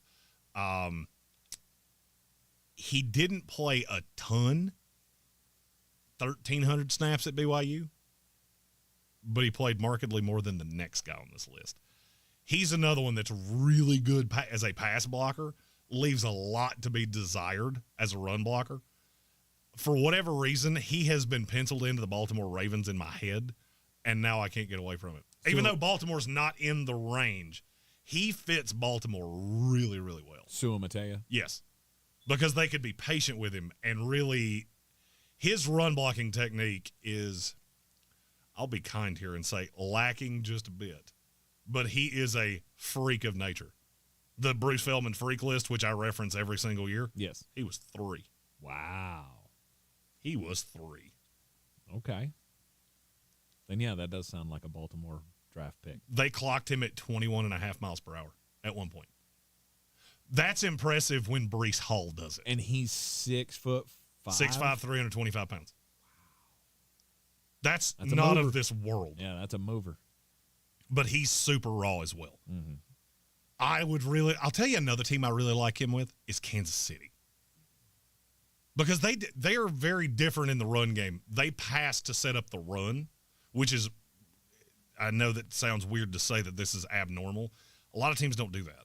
They run to set up the pass. And so they spread you out to such a point that I think it could almost mitigate that he's not a great technical run blocker. It's amazing to me. Just every year I feel like the athleticism of the tackles and the prospects just keeps getting, and I get that the league's getting faster and you should expect this, but I don't know that any of us really expected to see 6'7", 320-pound dudes running like they do. I mean, he ran a 5.04 at the combine. At 6'5", 326 pounds. Right. It just seems crazy to me. Oh, and by the way, he had one of the longest broad jumps of all the offensive although tackles. it just further to me drives home the point that, yes, these guys are BDDs, right? They're big damn dudes, but they're also athletes underneath it all. I mean, how many offensive linemen do you look at after they retire and go, holy cow, how much weight did he lose? Well, I'm only this big because I have to be for my job. We're all athletes inside. The Eat and Sleep Football asked if I had Tyler Guyton rated higher than I had Wanya Morris coming out. I did. There's a specific reason for that. I think in terms of on tape, Wanya Morris was better to me than Tyler Guyton. I didn't see the ceiling with him that I see with Guyton, and that's total projection. These are the guys that you miss on wildly. Guyton is a guy that you could miss on incredibly badly. Mm-hmm. Wanya Morris, to me, was always going to be what he was going to be, which is why he wound up with a really smart franchise. Who's shocked? That's where those guys tend to end up. All right, number 8. This one was tough, and you're not going to like it. It's Patrick Paul. Okay. He's another one that I saw at the Senior Bowl, and the raw of him, is he raw as, I'll put it this way, if he was a steak, he didn't even hit the grill.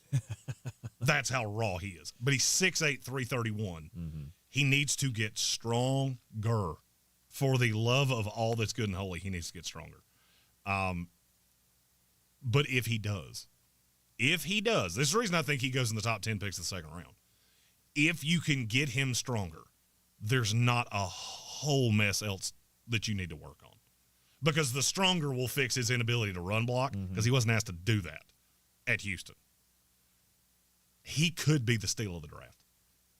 I wanted him higher. I couldn't put him in front of any of the guys that I've already said. Mm-hmm. Because their upside is higher, and I think most of them are ahead of him as we sit. But he's the one, I don't remember who you were talking about earlier, that somebody was talking about pounding the table for. Patrick Paul's a guy to be pounding the table for. Yeah. If he somehow made it to the second half of the second round, I would be so annoying that you would make the trade to shut me up. Look, that's what it comes down to for some of these, some of these scouts. You find your guy, and hell, Jeremy has said that about many a dude. Of I will pound the table, I will tender my resignation if you don't. I'll set the room on fire. Yes. I'll lock us in here and set it on fire. Your call. That's just the way it's going to go. And Patrick Paul is one of those for you. I like it. And if you look at my history of guys I've said that about, you know what? You know what tends to follow them? Pro Bowls. Kyle Hamilton was the one a couple years ago that I was like, 14, I'll set the building on fire. Jeremiah Owusu-Koramoah. That was another one. That you're going to draft him or we're all going to die in this room. Your call. Yep. At number 9. Amarius Mims. Okay, why is he falling behind these last 3? This is not actually really a fall for me. They were all super close. Amarius Mims at this point is nothing but projection. And name me the last time that you had a 6'8", 340-pound guy that was hurt all the time in college, then went to the pros and didn't have that problem. You want me to tell you what dropped him? Mekhi Becton. Because I started seeing the similarities, and the more I saw it, the less I could unsee it. And now I'm to a point of he's second-round pick. I'll take the flyer on him late in the second round. I'm not doing it in the first. I'm not doing it. I will not do it. The injury history is too great. The talent is tantalizing, but when you mix the injury history with the talent, this is where he falls. Because I can't take him over any of the other 8 guys that I've already said. I can't do it. I like him.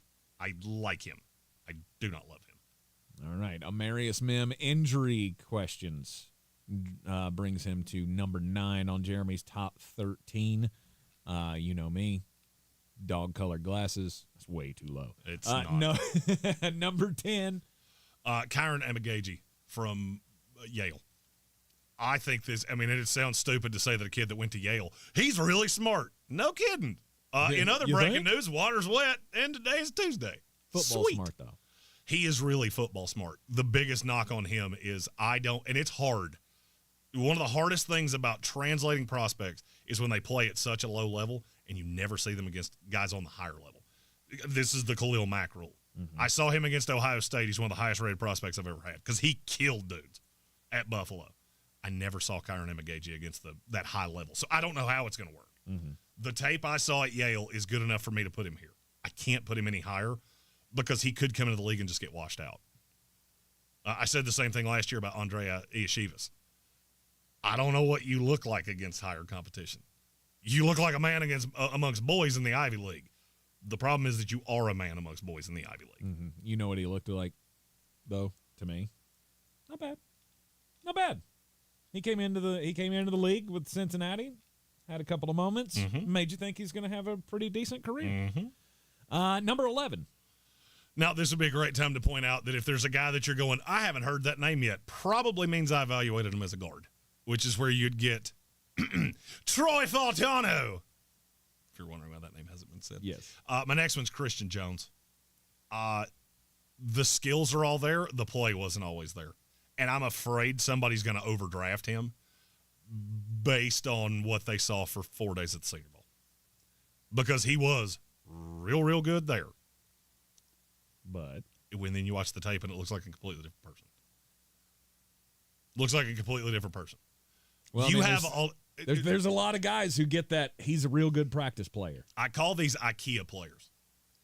I have all the parts. Putting them together is going to be a big old pain in the keister. But if you get them together, you're going to have a lovely end table. If you can't put them together, you're going to have a lot of crap that you have to throw away. I just put together an IKEA bed. That work out for you? 4 people and 4 hours later. Yes, it did. So Christian Jones, tackle out of Texas at number 11. Number 12? Blake Fisher out of Notre Dame. 6'6", 310. He is just the definition of solid. Is he ever going to be a high-level starter in this league? No. But he will come in and be your 6th offensive lineman right off the jump. And if somebody goes down, you know he can slide in and play right away. All right, number 13. This is where I kind of got by the how many of you guys are actually guards. My 13's Julian Pearl out of Illinois. He is the exact opposite of every lineman I've said so far. He's a way better run blocker than he is a pass blocker, and that could lead him to not playing offensive tackle but playing guard. I think he can play tackle. It's just going to take a lot of time. The other thing that scares me, he played 2,600 snaps in college. and he still looks raw. And I do not know what to do with that. That's your He was also on an offensive line that his head coach called words that I can't say on the show. Mm-hmm. That also gives me a little bit of angina. But I think he got very little help. That line was not really good. But you kind of put him in that phone booth, and you can see the talent. He's one that could be way better in the pros than he was in college.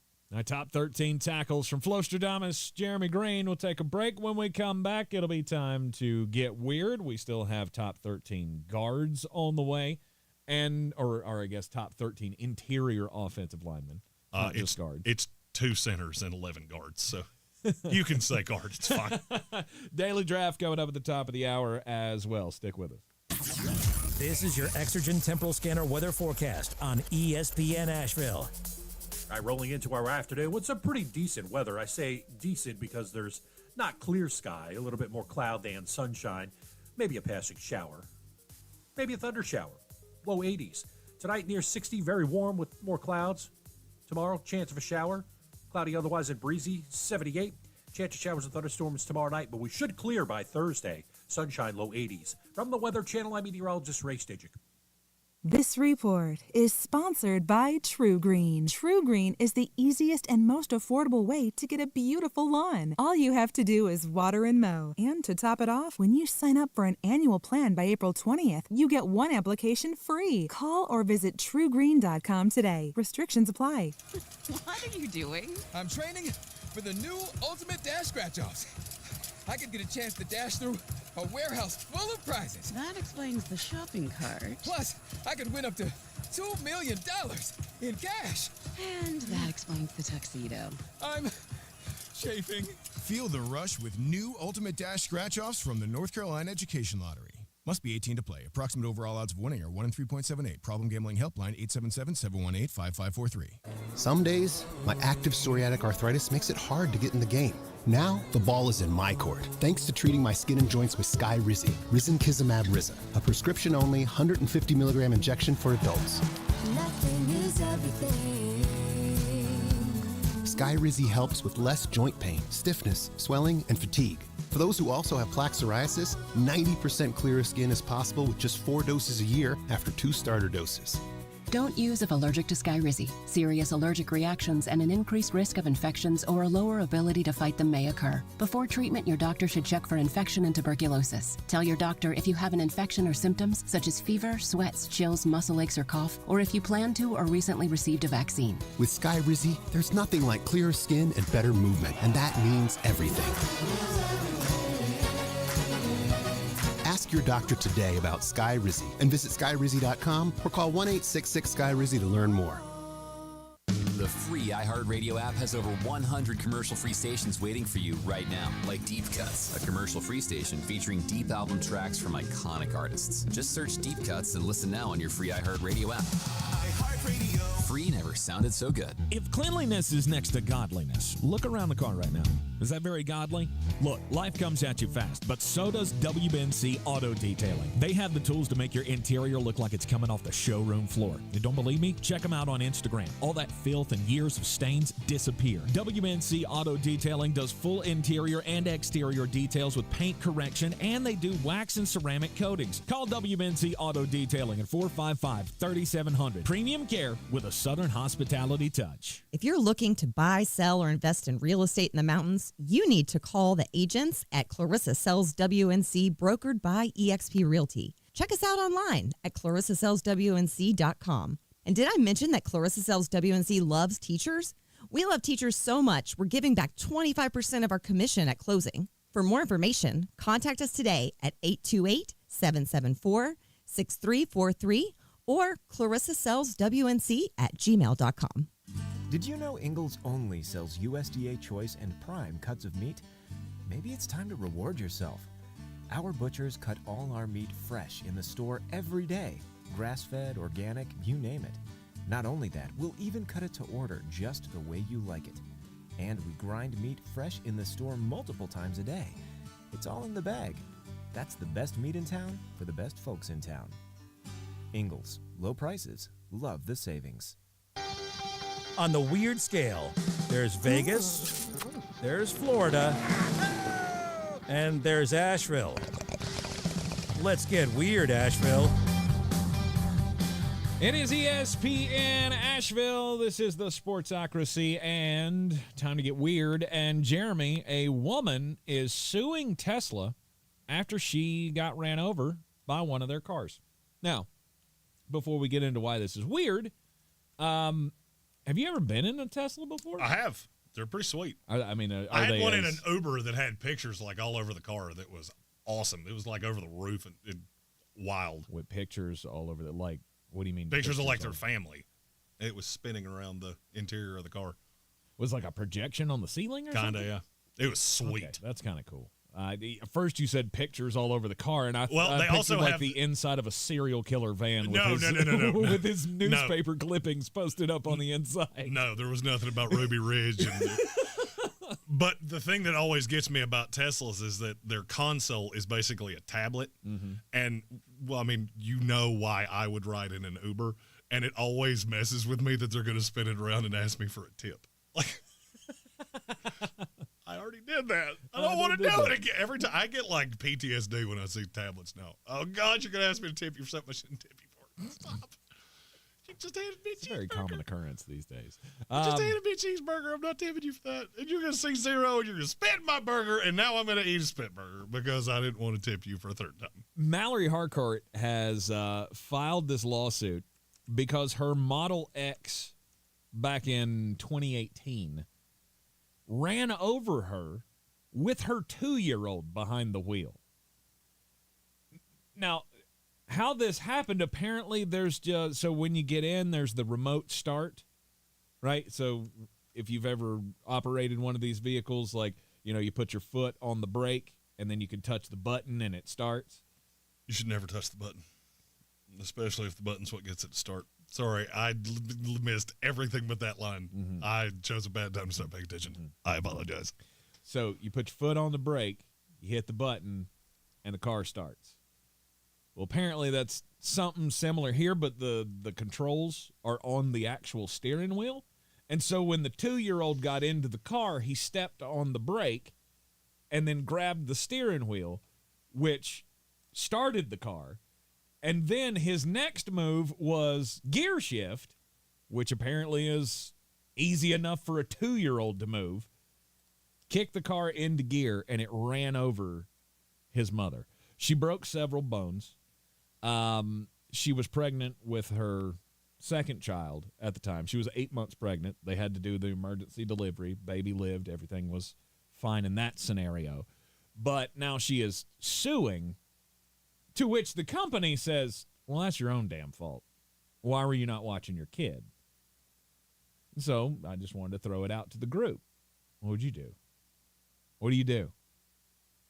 Terrible accident like that. Is that the company's fault or is that your fault as a parent? He's not listening. I'm listening. You don't want to hear my answer. It's like he's just staring at his computer screen. The world is a much better place when you take responsibility for yourself. That's sorry. There's my answer. I told you didn't want it. Don't ask me questions you don't want the answer to. Right. Part of me thinks it's your own damn fault. Part of me, it's all of me. It's from right here, which is the button on the top of my hat, all the way through my hooves. Although there should be no theoretical way that a 2-year-old should be able to start a car. Hey, you know how a 2-year-old won't start a car if you put them in the back seat where they're supposed to be. I'm better now. My story is about the marriage pact. I have 3 kids, and no point of any of them ever been in the front seat of a car until they had a permit to drive said car. Anyway, my story is about the marriage pact. This is a new craze that is sweeping college campuses, and it gives me the angina. So what this is it's a survey. It's a 50-question survey. It's at 88 colleges across the country. You take the survey, and they send you your matches on the college course. Campus. Basically, it's like online dating. Mm-hmm. The only thing is that the only time you get the access to actually interact with this person is in your 30s if you enact the marriage pact. Okay. And basically the gist is that Gen Zers think that they're going to be so busy with their careers that they never prioritize finding the one. And so we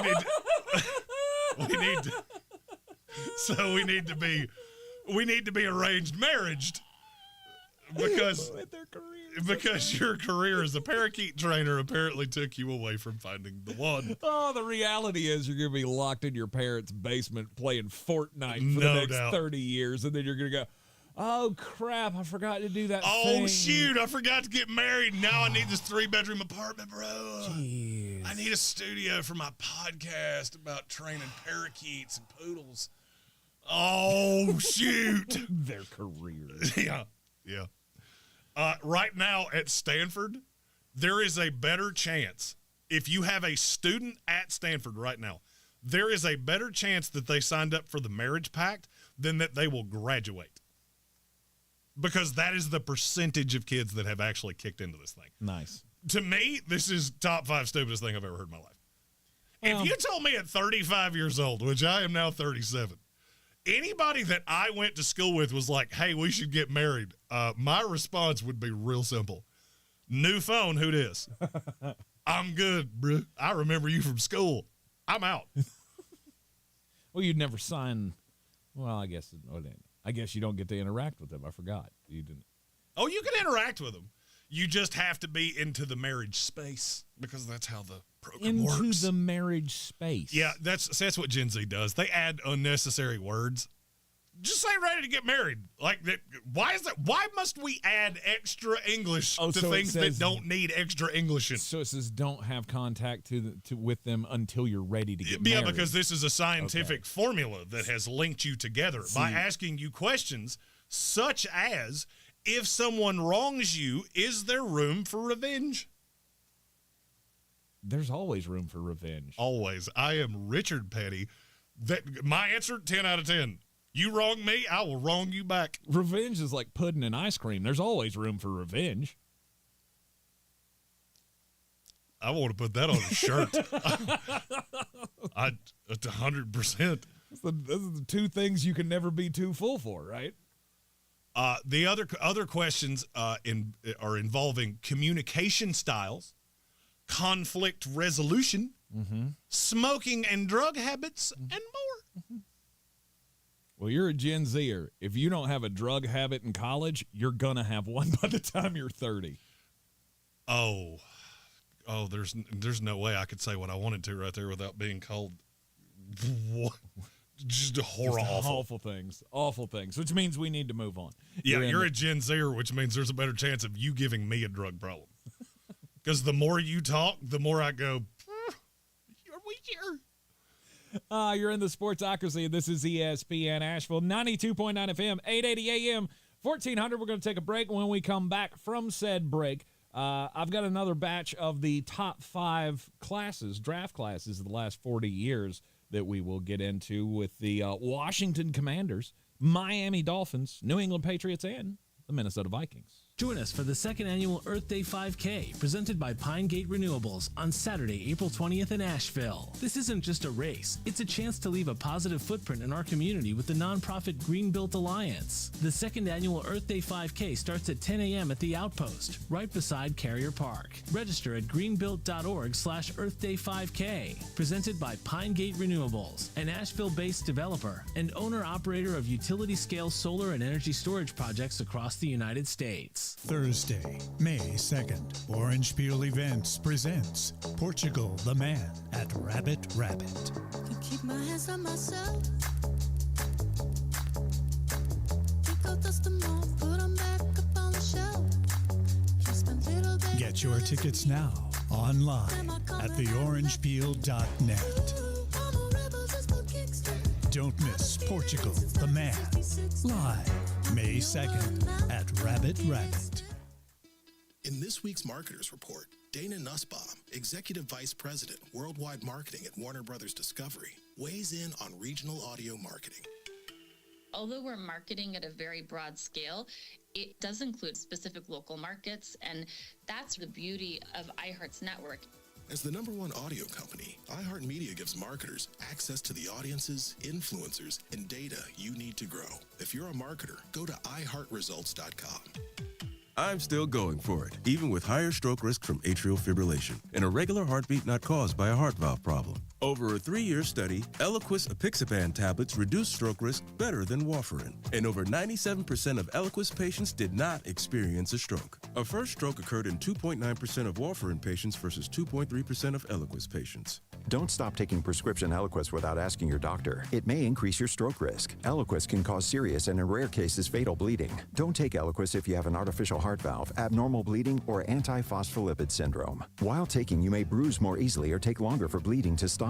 A spinal injection while on Eliquis increases risk of blood clots, which may cause paralysis, the inability to move. Get medical help right away for unexpected bleeding, unusual bruising, or tingling, numbness, or muscle weakness. Medications such as aspirin products, NSAIDs, SSRIs, SNRIs, and blood thinners may increase bleeding risk. Tell your doctor about all planned medical or dental procedures. Learn more at Eliquis.com or call 1-855-ELIQUIS. Showtime Sports and Mountain Graphics have teamed up under new ownership by an Asheville native to better serve our community with the finest custom apparel and unique branded items at the best price. Showtime Sports and Mountain Graphics can customize whatever you, your team, business, or local group may need through high-quality screen printing, embroidery, and laser engraving right here in Asheville. Free personal delivery within Buncombe County and a reduced delivery fee anywhere in Western North Carolina. Visit ShowtimeSportsAVL.com and MountainGraphicsAVL.com. Your one-stop custom apparel shops.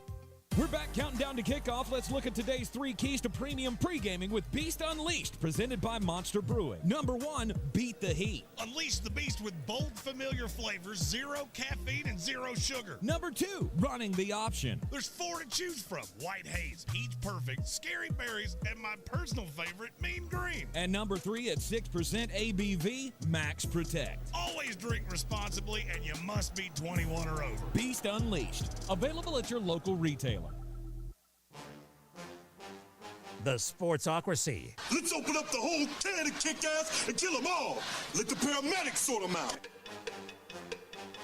It is ESPN Asheville, 92.9 FM, 880 AM, 1400. So I started the list and I couldn't stop. So I've gotten 32 teams where I've ranked their best draft picks of the last 40 years. This started out as a top 5, and some lists go to 14 or 15. Some lists only go to 6. So some teams just do better at drafting than others. Yes. So our first one here that we're going to dive back into, the Washington Commanders in the last 40 years. How well do you think they've done in the draft pool? Not great, Bob. Not great. Not great at all. Number 1 pick of the last 40 years, Sean Taylor. Yes. Number 5 pick in 2004 out of Miami. He is one of the greatest safeties of all time with a tragic ending. Got to give him the props for that. I went number 2 was Trent Williams. We're in agreement so far. Number 4 in 2010. Then from 1999, Champ Bailey at number 7. Yeah, but they overall. traded him like immediately. He lasted 4 years. Did he last that long in Washington? He made a Pro Bowl, every year that he was there. That's a bad sign that a guy lasted 4 years, and that's the 3rd best pick you've had in the last 40 years. It is, because from Champ Bailey, to me anyway, the career achievements drop off drastically at number 4 to Ryan Kerrigan. Now, he was solid. He was there for a long, long time, and he was a solid piece. But in the grand scheme of the game, there's a big difference between Champ Bailey and Ryan Kerrigan. But he was the 16th overall pick in 2011 out of Purdue. Then Brandon Scherf at 5. Yikes. And that's as good as I can get, because at number 6, I went Chris Samuels. And maybe I should have had him ahead of Brandon Scherf. No. He didn't last long enough to be ahead of Scherf. He was really good while he was in the league. Very good. It just didn't last all that long. Right. So, that's about as good as I got. For Washington. Bus off the top of my head. Heath Schuler, RG3, LeVar Arrington, Rod Gardner.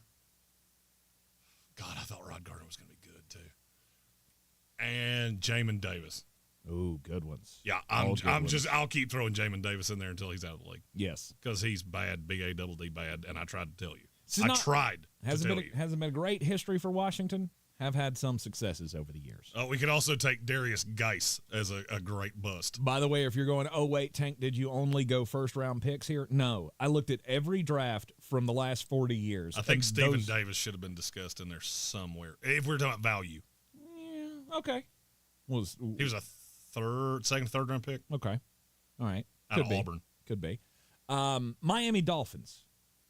The Miami Dolphins' greatest draft pick in the last 40 years. Well, you can't have Dan Marino because that was 41 years ago. Exactly. Number one pick for me? Jake Long. It's not Jake Long. Is he on your list? He is at 6 on my list. This should be good. Now that I think about it, I should have had him a little higher than that. But I'm doing this all off the top of my head. So number one, Zach Thomas. I'll give you that one. You took Zach Thomas in the 1996 draft at 154 overall and ended up with a Hall of Famer. You know what? Good for you. It's a solid selection. Number 2 was Jason Taylor. That was the other one that was coming to mind. Number 73 in 1997. Then Sam Madison and Pat Surtain should be up there pretty high. Richmond Webb. I would have him behind both the corners I just said. Okay. Sam Madison. Xavier Howard was the one that I put at 5. Xavier was a second-round pick, and he didn't last all that long.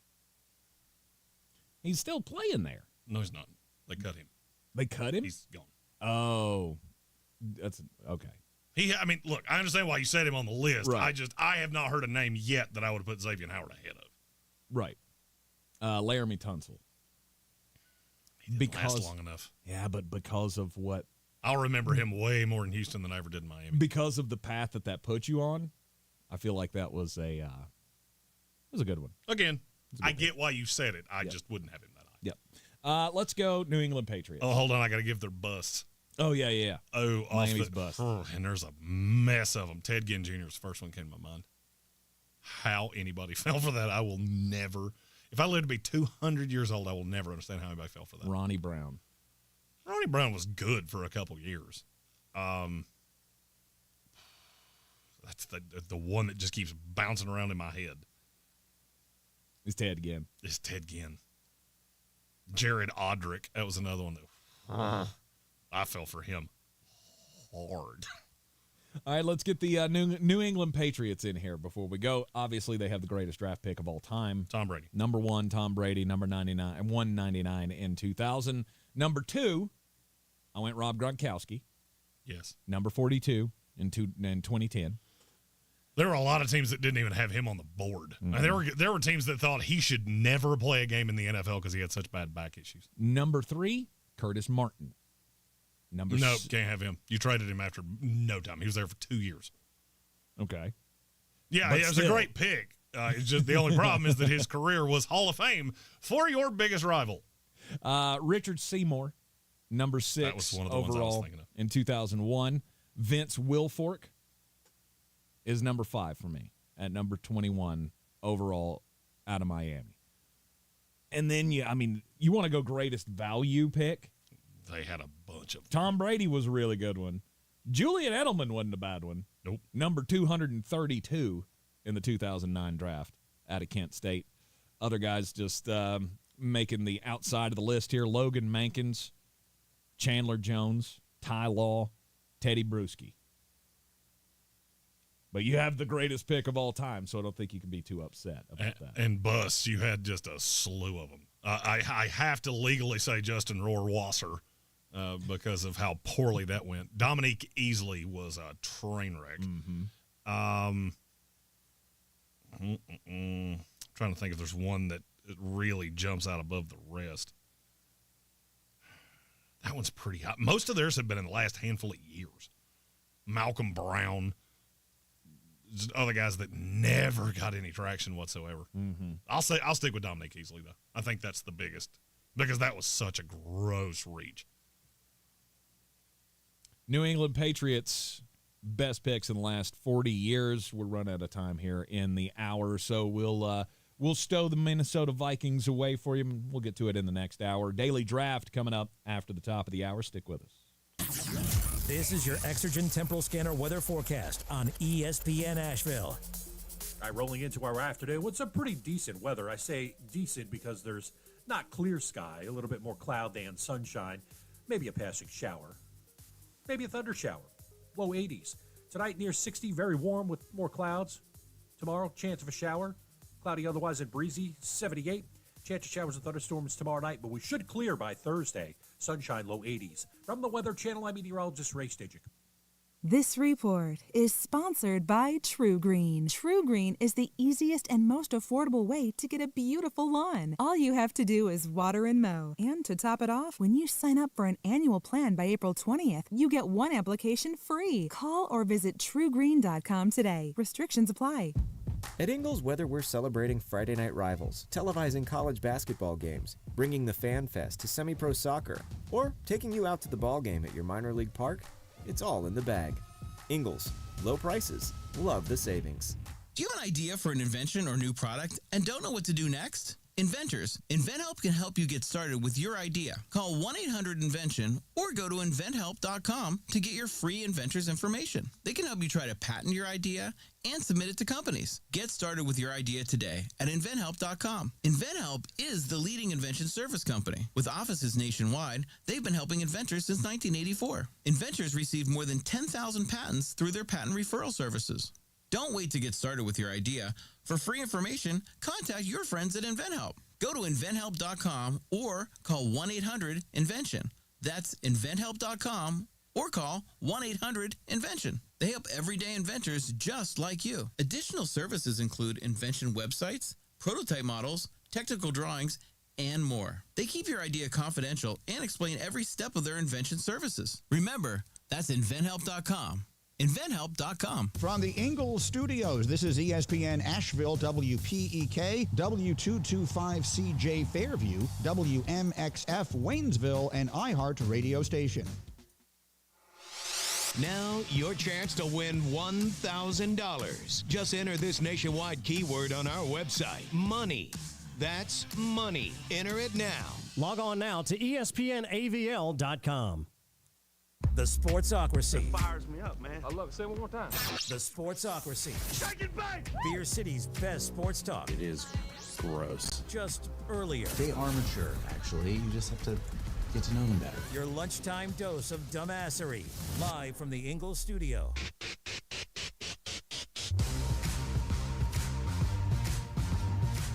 It is ESPN Asheville, 92.9 FM, 880 AM, 1400. The Sportsocracy is heard everywhere on the iHeart Radio app.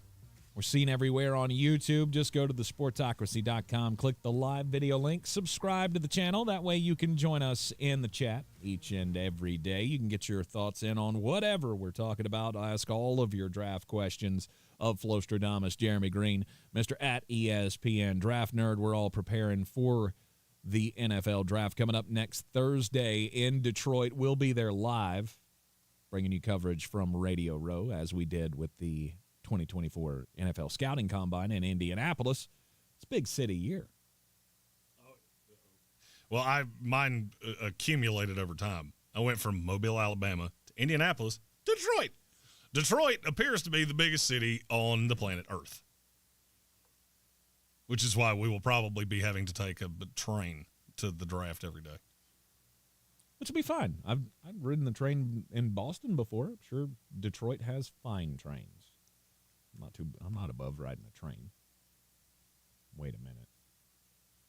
Don't clip that. You're in the Sportsocracy, and this is ESPN. I will pay Asheville. $5 to anybody. Because I'm going to turn that into a song. I'm sure he is. Oh, man. That's the problem. It's daily draft time, and we're going to give you the way to make all the money because it's DraftKings Sportsbook. Well, that's where we're getting all these lines from. And now that the NBA season has ended, it's time to make real money with the postseason, from the play-in tournament through the finals. Every opening tip to every buzzer beater, you can make all the money on DraftKings Sportsbook, and we're going to tell you how. And if you're new to the whole sports betting thing, it's super easy to get started. You can bet on something simple, you can bet on something difficult, or you can take some of the lines we're getting ready to give you. And DraftKings being a great partner of this here program, if you bet $5, you'll get $200 instantly in bonus bets. And that's just because you use our promo code WPEK. Gambling problem? Call 877-718-5543 or visit morethanagame.nc.gov. 21 plus, North Carolina only, new customers only. Subject to regulatory licensing requirements. Bonus bets expire 168 hours after issuance. Deposit wagering and eligibility restrictions apply. Terms at DraftKings.com/sportsbook/NC.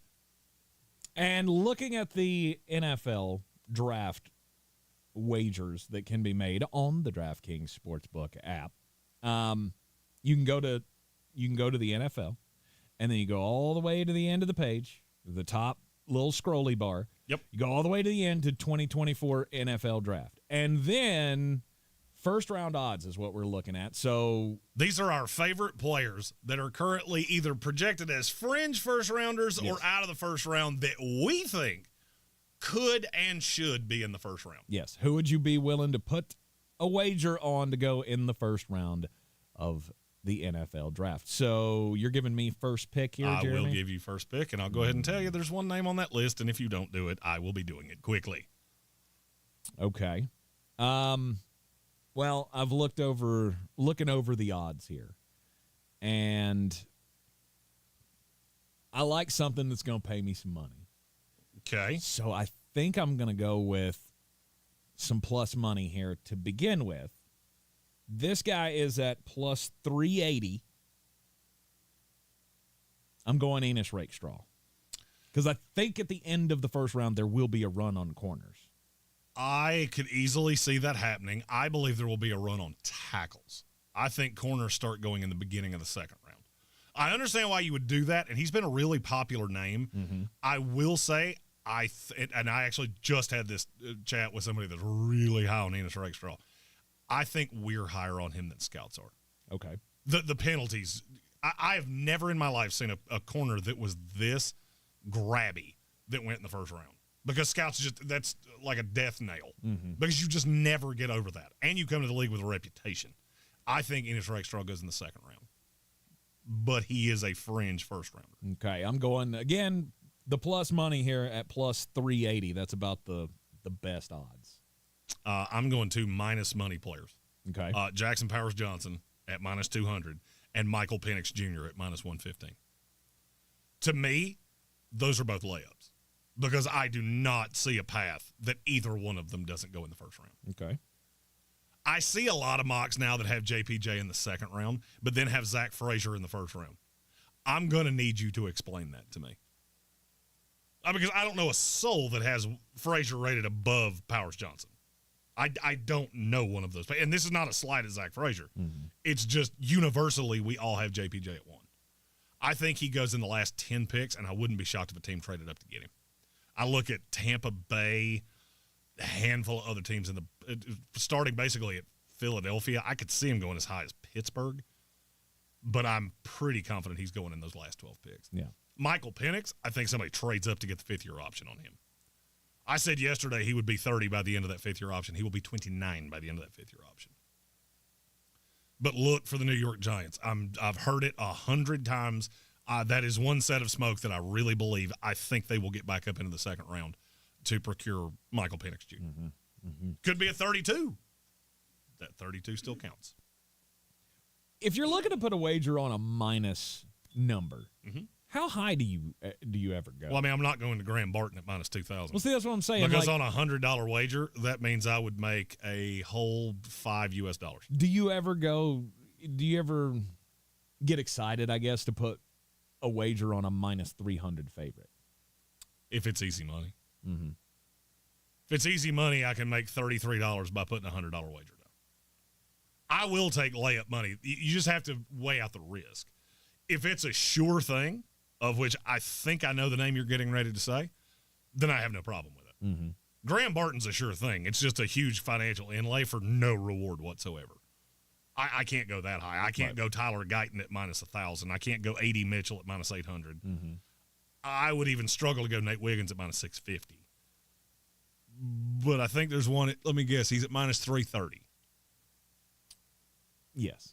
Yeah, that one I would be fine with. And it's Darius Robinson. I read a report earlier today out of Detroit that the Detroit Lions are dead sold on Darius Robinson. If he's available, he will be their pick. For whatever reason, they fall in love with him. So at that level, I mean, you're not making great return on your money, but it could be the easiest thing you do. It could be. The only thing that I would forewarn you of is that there are two players that I know they really like. It's a question of which one could they get later on, because Detroit picks at 29 and 61, and I could easily see them making a move to get up to get Zach Frazier. I'm not sure at this point. It wouldn't be more likely they take Frazier in the first round and then try to trade up to get Darius Robinson. I don't think he has as much. I know a lot of people like him. Mm-hmm. He's another one of those. I'm not sure what team's going to go. That's who we're taking. There are a lot of players that I like. I can't get to the point that I would, in the top 32 picks, pull the trigger on. Right. Great possibility that it happens because Detroit does love him. But I'm not sure they don't second round love him, not first round love him. All right, my second pick, I'm going back plus money here. I just don't. I don't think there's a whole lot of money to be made on the big ones. Obviously, you would love to hit one where you get a good, plus 400. And I'll go ahead and tell you, there will be plus 400 guys that go in the first round. No doubt. They do every year. Really? There is always a swerve that you're not expecting. There's only one in that area that I look at and I go, there's a real good chance. I mean, other than Enos Rakestraw that I just took at plus 380. I don't think I'm going to go that path, though, just yet. You may do it, but I'm not going to just yet. I am going to go with a wide receiver. He's plus money. And I really, really love this kid. Troy Franklin. It's Troy Franklin. Plus 275. I thought I was going to throw you off. I thought you were going to think I was talking about Lad McCarthy. Buffalo Bills. I will be shocked if this draft goes the way I think it's going to, and Buffalo doesn't take Troy Franklin, because they're planning on doubling up at receiver, the same way I did in the listener mock. Yep. Troy is plus 275, and it feels like a really, really interesting wager. The line's funny to me. I think it's way more likely Troy Franklin goes in the first round than Lad McConkey does, and McConkey's plus 160. Mm-hmm. I feel like you have that line off. You left me what might be the easiest two selections I've ever had in the history of my life. Okay. Braden Fiskey at plus 350, Keon Coleman at plus 475. That was. I'll go two Florida State guys in a row. Plus the Keon Coleman was the one I was looking at. Keon Coleman could go as high as 17, and it would not surprise me in the least. Okay. Jacksonville's a team I know really likes him. He's the exact opposite of Enos Rakestraw. I don't think the public likes Keon Coleman as much as evaluators do, because you're looking at something that doesn't really matter. You're looking at his 40 time going, oh, he didn't run as fast. He was also the fastest player on field in drills.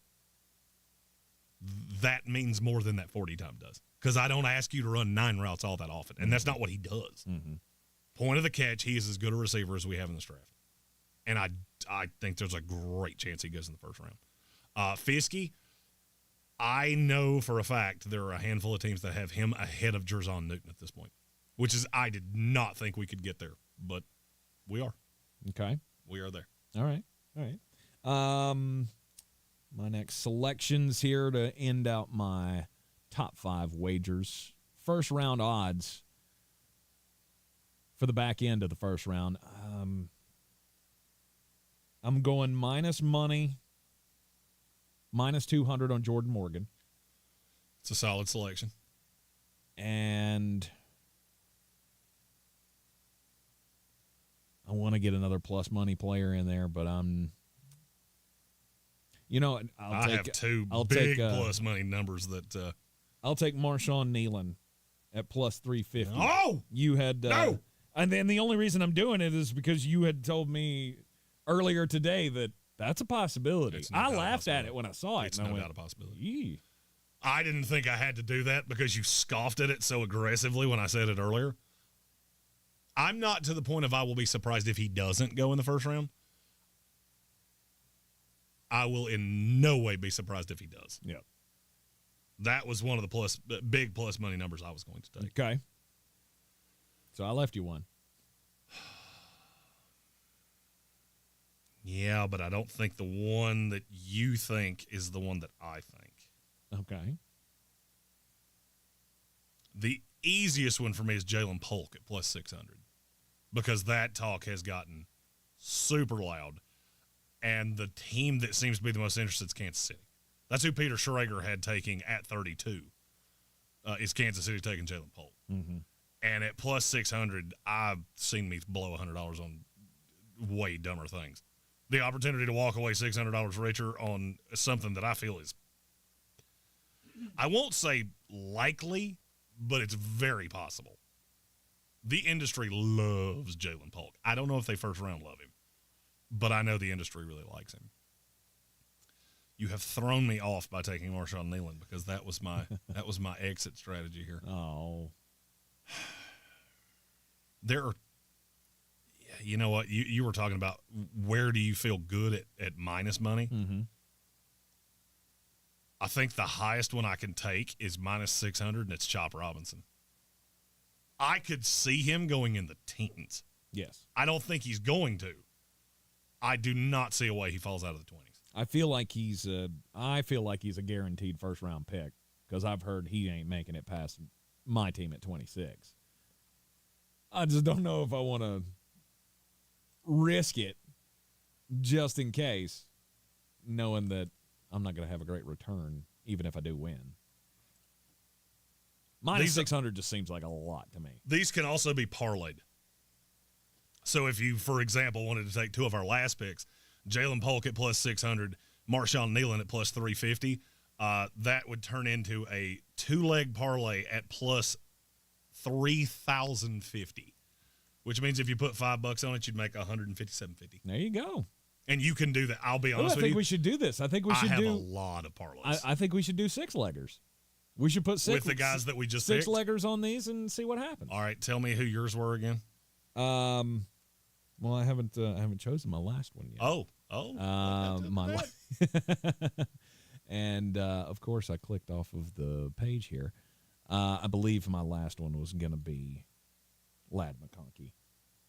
I don't see a way Ladd goes in the first round. At plus, was it 160? 160, yes. Like I said, I clicked off of it. So, yeah, the only other one that I was thinking on there, like if I were parlaying this together, probably would leave him off. I would probably I would probably go with Kool-Aid at minus 300. I would, if I was taking a minus, it would be Xavier Worthy. He's minus 250. That's where I would go, as just an extra little filler slice of this. Right. So there you have it. The odds on the DraftKings Sportsbook for the back end of the first round prospects to go. Who were your six? So I had Rakestraw, okay, Darius Robinson, Troy Franklin, Jordan Morgan, not Jordan Moses or Moses Morgan, Nealon, Marshawn Nealon, and then throw Kool-Aid in there instead of Ladd. Okay.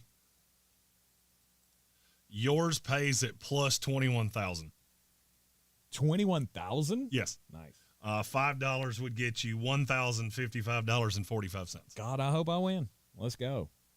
Are you actually going to put $5 on that? Yes, I think you should. I think I will put $5 on that. I mean, I know I'm going. Mine does not pay nearly that high. I feel like it's like three. Well, because I'm taking like three big swings.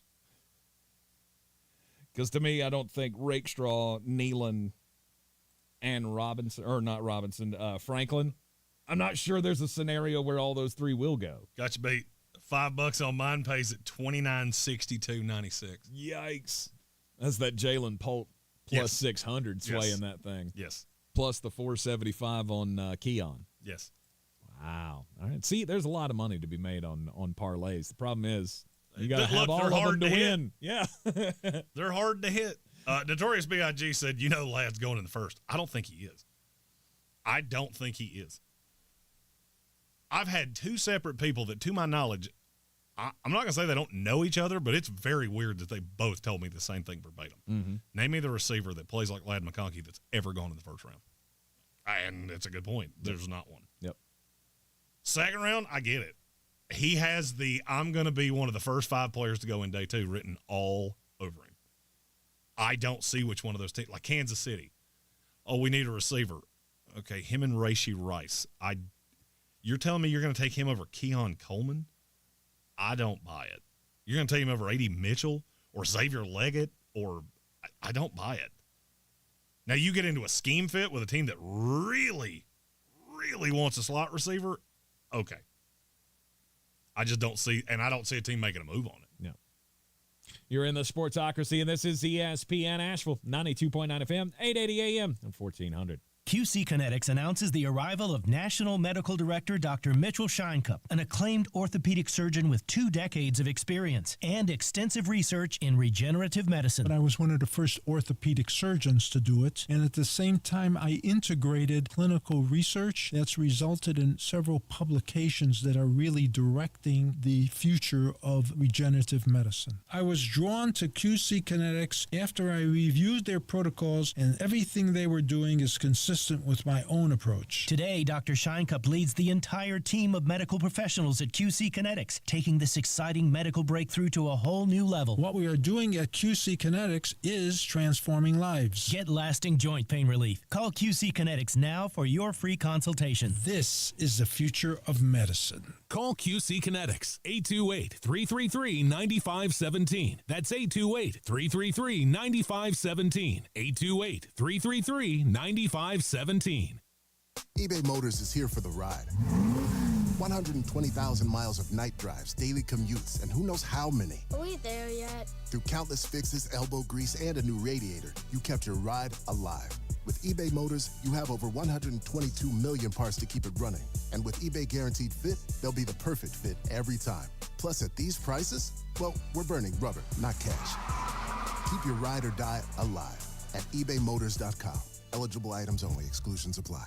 The key to any successful business is maximizing your reach. That's where the power of radio can help you get more customers in your doors and telling all of their friends about our friends. Hello, friends. Get your message to the masses through ESPN Asheville, the Sportsocracy, and iHeartMedia Asheville. Learn how all of our great partners like Ingles Markets, DraftKings Sportsbook, and Monster Brewing, to name a few, use us to continue to build their businesses. Just email me, Tank Spencer, at iHeartMedia.com. Showtime Sports and Mountain Graphics have teamed up under new ownership by an Asheville native to better serve our community with the finest custom apparel and unique branded items at the best price. Showtime Sports and Mountain Graphics can customize whatever you, your team, business, or local group may need through high-quality screen printing, embroidery, and laser engraving right here in Asheville. Free personal delivery within Buncombe County and a reduced delivery fee anywhere in Western North Carolina. Visit ShowtimeSportsAVL.com and MountainGraphicsAVL.com. Your one-stop custom apparel shops. We're back counting down to kickoff. Let's look at today's 3 keys to premium pre-gaming with Beast Unleashed, presented by Monster Brewing. Number 1, beat the heat. Unleash the beast with bold, familiar flavors, 0 caffeine, and 0 sugar. Number 2, running the option. There's 4 to choose from. White Haze, Peach Perfect, Scary Berries, and my personal favorite, Mean Green. And number 3, at 6% ABV, Max Protect. Always drink responsibly, and you must be 21 or over. Beast Unleashed, available at your local retailer. If you're looking to buy, sell, or invest in real estate in the mountains, you need to call the agents at Clarissa Sells WNC, brokered by eXp Realty. Check us out online at ClarissaSellsWNC.com. Download our free app on Google Play or the App Store. Type in Asheville Home Search. You'll be able to connect with our team and see all the available homes for sale in our area. For more information, contact us today at 828-774-6343 or ClarissaSellsWNC@gmail.com.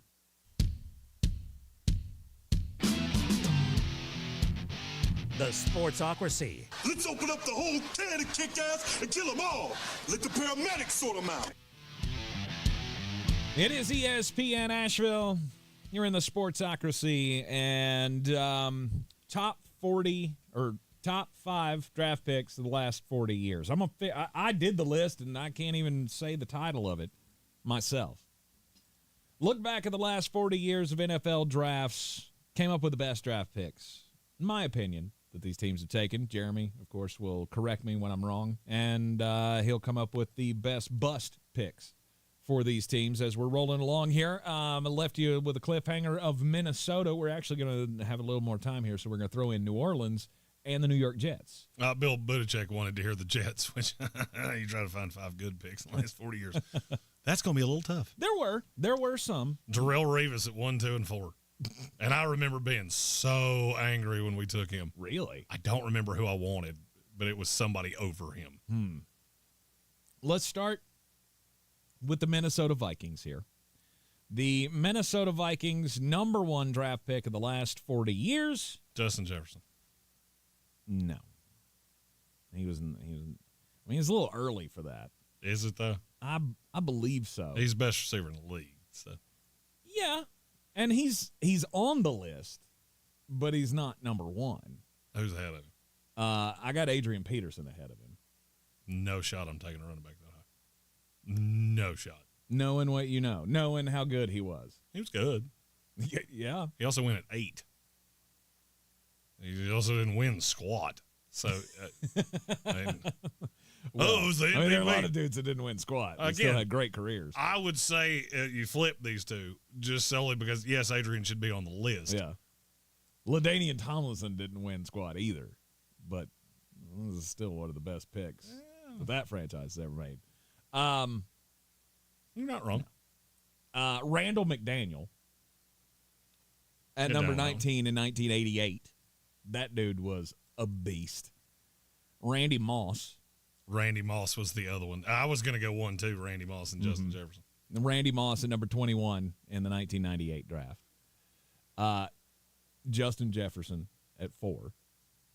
And then this one was tough. I went Kevin Williams.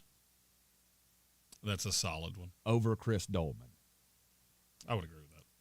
So Kevin Williams at number 9, 2003. Chris Dolman taken at number 4 in the 1985 draft. Christian Ponder, Demetrius Underwood. Those were my top, off the top of my head. Yeah. There was and it would be hard to beat those two. There was one guy that I was looking for where he's got to be on my list somewhere, and it was John Randall. I didn't know that he was undrafted.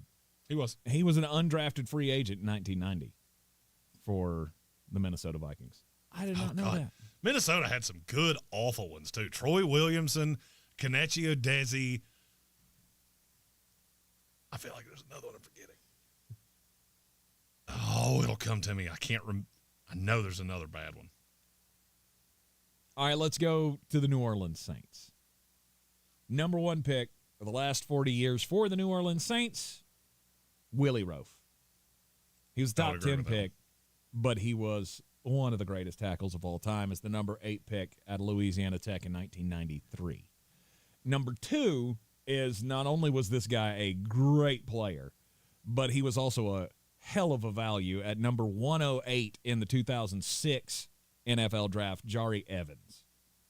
That's a good one. I mean, just 10-year all-pro guard in this league, and you took him at 108. Cameron Jordan was 3.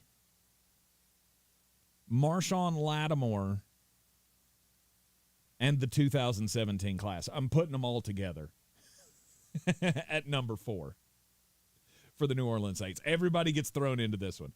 That is the one class I'll look back on in history and go, holy cow. Don't know that there's ever been a team that's been more on it in a draft than the Saints were in 2017. They got Marshawn Lattimore, Ryan Ramczyk, Marcus Williams, Alvin Kamara, Alex Anzalone, and Ted Hendrickson all in the same Trey Hendrickson, all in the same draft. Yeah, it's about as good as it gets. Yeah. And then some random guy you took later. I didn't even write his name down. Al-Qadim Muhammad. There you go. He didn't make the team. And then number 5, I lumped all the 2017 together at 4, 2000, and I just did that so I could get this guy in. Names on the door. Pat Swilling at number 5. Number 60 pick in the 1986 draft. You could throw Jimmy Graham in there if you want to. Biggest bust, Ricky Williams, end of list. Usually, it is Number the funniest 5. thing to look at the history of draft classes and get to 1999, and it's one dude. Yeah. Who lasted about 15 minutes and then had a career renaissance with the Miami Dolphins. Mm-hmm. That's one of those worst trades of all time that we don't really ever give we don't put that up there with Russell Wilson and Herschel Walker. It should be. Then you look at what Washington got for those picks, and, well, whoops. Whoopsie poopsie. Oopsie poopsie. All right, and then your New York Football Jets. Darrelle Revis is number 1. Yes, he's number 1. Number 14 overall pick out of Pittsburgh in 2007. At 2, DeBrickashaw Ferguson. Nick Mangold. Of the last 40 years, and I'm doing this off the top of my head, John Abraham would be up there pretty high. He didn't last with the Jets for a tremendously long time. You haven't said one that's not on my list. Hugh Douglas would be pretty high, but he was only with the Jets for a year. Mm-hmm. He wasn't on my list. He should have been. Hugh is, first of all, Hugh and I are friends, so I'm a little biased. Yep, right. He was also, I would say he's in the top 10 of most underrated players that ever played in this league. But you said he only was with you for a year? Yes. You just put Curtis Martin on your New England list, so it's not a hill I would die on.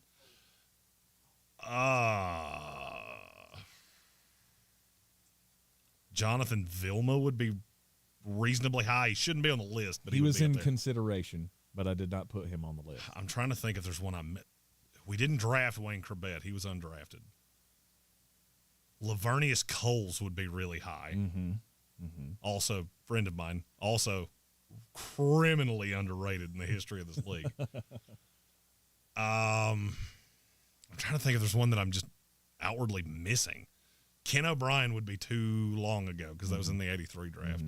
Mm-hmm. If you say Kyle Brady, I reserve the right to jump over this table and punch you in the face. There are a couple that you have not said yet, but Sean Ellis. I can't believe I didn't say that one. Sean Ellis, he was also in consideration, but did not make my list.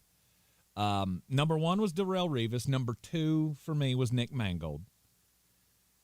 I did have DeBrickashaw Ferguson on the list, but he's not on the list until 5. John Abraham was my 6. Marvin Jones should be up there. The 2 that you didn't say that are on my list, number 3 is Quinnen Williams.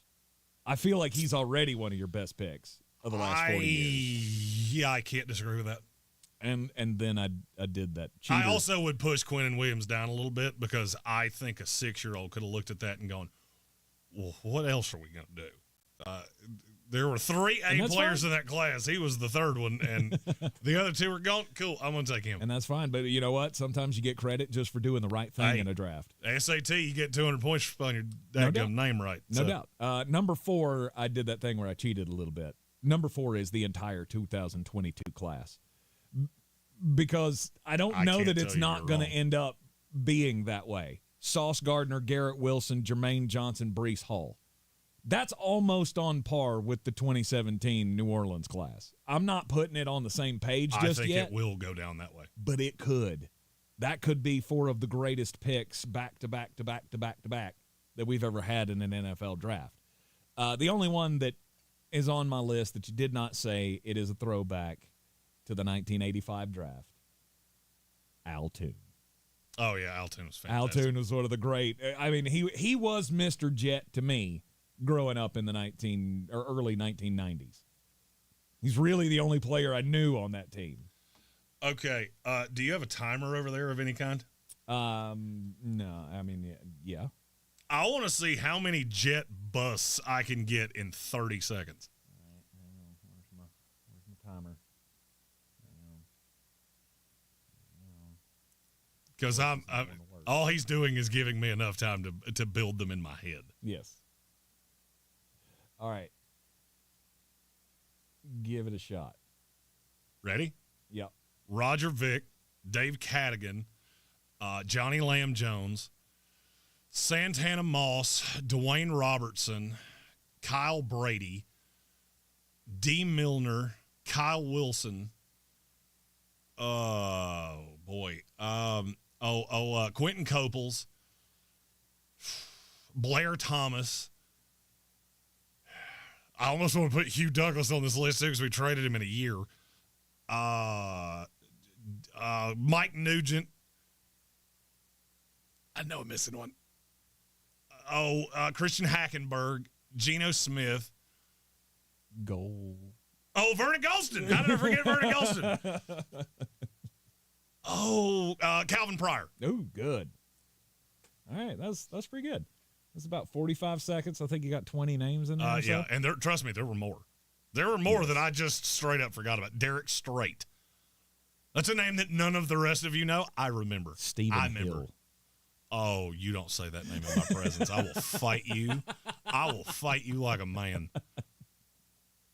You're in the sports. I want to meet Stephen Hill one day just so I can walk up to him on the street and go, I ain't even mad at you. I'm mad at myself for falling for you. You're like one of my ex-wives. I'm just pissed at myself for not seeing through you. You're in the Sportsocracy, and this is ESPN Asheville, 92.9 FM, 880 AM, and 1400. The most important message of the day is coming up next. How'd I forget Zach Wilson and Sam Darnold, by the way?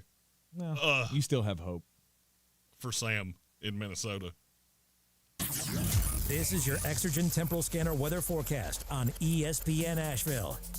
All right, rolling into our afternoon. What's a pretty decent weather? I say decent because there's not clear sky, a little bit more cloud than sunshine, maybe a passing shower, maybe a thunder shower, low 80s.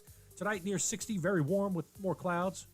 Tomorrow, chance of a shower, cloudy otherwise and breezy, 78.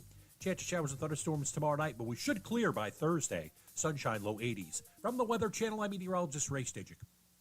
This report is sponsored by Discover. As humans, we like having options. One option you might like is speaking with a real person when you call about your credit card. With 24/7 live U.S.-based customer service from Discover, everyone can talk to a real person anytime, day or night. Limitations apply. See terms at discover.com/creditcard. The 82-game preseason is in the books, and it's finally time for the real season. Don't miss out on any of the NBA playoff action at DraftKings Sportsbook, an official sports betting partner of the NBA. From the play-in tournament through the finals, DraftKings Sportsbook has you covered, and if you're new to sports betting, it's super easy to get started. Try betting on something simple like a team to win. Go to the app, select your team, and place your first bet. It's that simple. And here's something else to sweeten the deal for new customers. Bet $5 and get $200 instantly in bonus bets. New customers download the DraftKings Sportsbook app and use code WPEK. That's code WPEK to get $200 in bonus bets when you bet just $5. Only on DraftKings. The crown is yours. Gambling problem? Call 877-718-5543 or visit morethanagame.nc.gov. 21 plus, North Carolina only. Bonus bets expire 168 hours after issuance. Deposit and eligibility restrictions apply. Terms at sportsbook.draftkings.com/basketball terms. Thursday, May 2nd, Orange Peel Events presents Portugal the Man at Rabbit Rabbit. Can keep my hands on myself.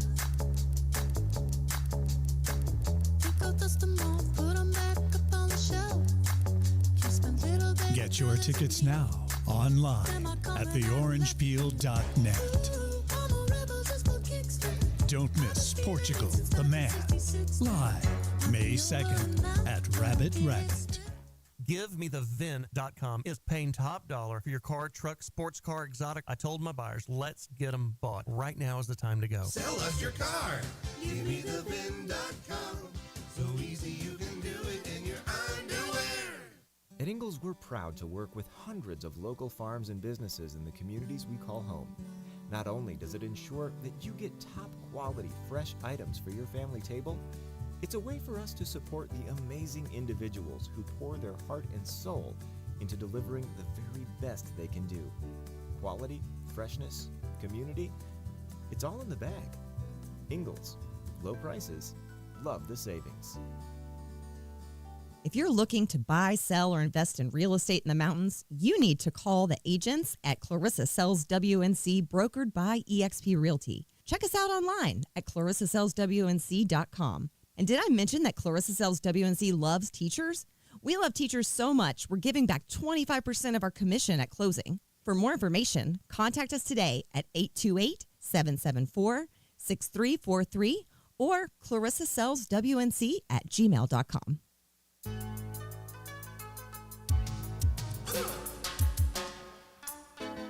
Back in the Sportsocracy on ESPN Asheville, it's time for the most important message of the day. Don't do crimes! Yeah, we're going to Oklahoma for this one. Texas County Oklahoma. Didn't know that was a place until just now. But we bring you the story of Veronica Butler. Veronica, she was a mom, and she was in the midst of a bad custody battle with the grandmother of the children. So this was the baby daddy's mom, right? Had partial custody of the kids. The grandmother had partial custody. Veronica had partial custody. She's going to pick them up from school one day, and her and the court-appointed liaison that was going with her for her supervised visit, they set out for the school on March the 30th and never made it to their destination. What then would unravel would be a murder scheme that wrapped up 4 people into the grandmother leading the way of the 4 people. They went and bought like burner phones so they could all communicate with each other. They thought they were being real sneaky about this whole thing. And they roped a couple into this plot, along with a guy who I'm not certain what his role is in all of this, but I think he might be the boyfriend of the grandmother. He looks like one of those guys that would be, just kind of looks like Jeremy, but with a lot more gray in his beard and probably wearing a straw hat. I feel like that was a shot. It was really a shot. It was just, you kind of fit the profile, Jeremy. I like how that was said. So anyway, they go to this woman's house, and they tried to get her to come out one night. The 4 of them were planning, as they told police later, we're planning to kill her that night, but they couldn't get her to come out. The reason that part of the story is funny is because later, when they did all of the forensic searches on the computers, they actually found the grandmother had Googled how to get someone to come out of their house.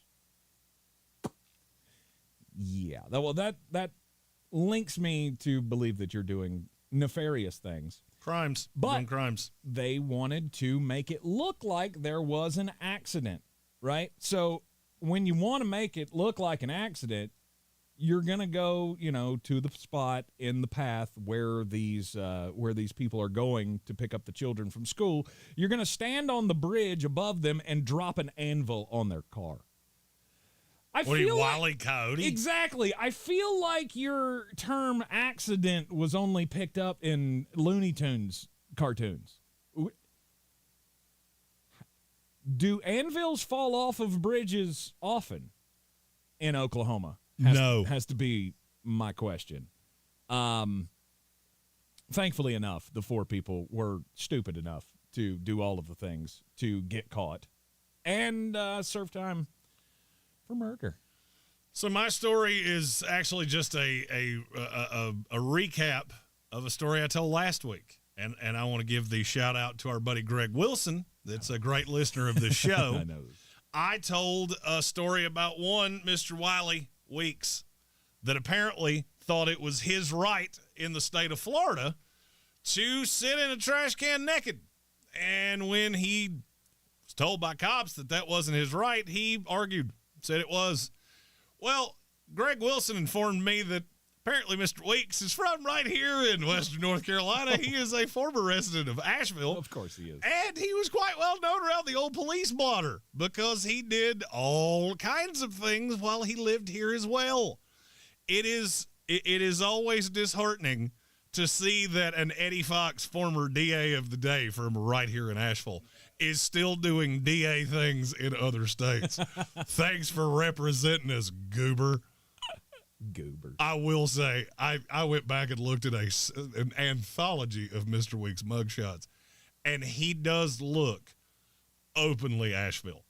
Just, I guarantee you people see him in Florida and go, you ever live in Asheville, North Carolina? Because you look like you have. You look like a man that came from Beer City, USA. I'm guessing there's lots of hair there. There's a lot of hair. Much of it's in dreadlocks. He's got a mustache that I can only describe as gross and weird, and you should not have that. Stop doing crimes! I'll never understand career criminal. Like, I just go city to city getting naked in trash cans. Don't do that.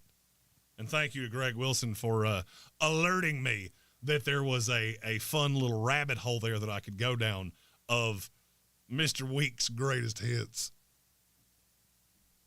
Flostradamus Jeremy Greene. His top 13 interior offensive linemen. Next up in our run-up to the 2024 NFL Draft. Coverage coming to you live from Radio Row next week right here on ESPN Asheville, as we will be in Detroit for the big festivities. Can't wait. Interior offensive lineman starts at number 1, and that's got to be only one guy. Jackson Powers Johnson. That's him. Big hog molly from Oregon. He is, to me, the easy best center in this class. Not even kind of close. And I think he has many time Pro Bowler in his future. Mm-hmm. I fell in love with him at the Senior Bowl. And, I mean, I'll put it this way. He was good enough that in 2 days he went, I'm out. Yep. Hopped on a plane and was gone. He was absolutely killing dudes at the Combine. And he has, if he wasn't number 1 before, then he's risen to number 1 for most people when it comes to interior offensive linemen in this class. And I will tell you, he wasn't number 1 going into the Senior Bowl. But then he was so good at the Senior Bowl, it makes you go back and watch the tape on him, and it's just overwhelming to see. I mean, and he's a house. He's 6'3", 330, which is really large for a center. Super strong, super athletic. There's just not a lot of miss. How do you compare him to Linderbaum that you had coming out as like the best center ever? Linderbaum was more technically sound. Powers Johnson is more just BDD. Mm-hmm. And he's not just a big damn dude. He's a bad damn dude. Yeah, he's a physical animal. Yeah, I get you. In terms of rating, I would say they were similar. They're just very different players. Okay. Linderbaum was a little small. Mm-hmm. Short arms. But it didn't matter because he was so technically sound. All right, number 2. I still have Graham Barton at 2. Mm-hmm. And yes, I do evaluate him as a guard. I think he is a guard that I think he's a guard that could happen to play tackle from time to time. I do not evaluate him as a right tackle. I mean, look, he can play up and down the line, and I don't think he would be horribly out of place as a tackle. I also think he could be a Pro Bowl guard. Start right away. I think San Francisco is really fond of him. I think your Buccaneers are really fond of him. They are. And there's not a lot of miss there. He's always in the right position. He doesn't really have a huge drawback. I don't know that he's ever going to be a star, as much as a guard can be a star. But I think he's a steady, very good to high-level starter for 10 to 12 years. Yes. Number 3. That's my favorite name in the class, Troy Fautanu, 6'4", 317. I'm going to be honest. I am warming to Troy Fautanu. Okay. As a guard. I am not warming to him as a tackle. That's been my drawback the whole time, is that I felt like a lot of teams were evaluating him as a tackle. Now it appears to me that, no, they've been looking at him as a guard. He's not a good run blocker. He never has been. He is hyper athletic. I don't know that he ever becomes a great run blocker. But I do think you get him out in space. He is so athletic. I am warming to him. I did not say I have come around. I still think he's a second-round pick. I still think it's laughable that teams are talking about taking him in the teens. Jets, please, for the love of God, don't make me cry on Radio Row because I'm afraid you're going to. I believe it was Chris Canty earlier today was doing he was doing a draft picks likely to be Hall of Famers list.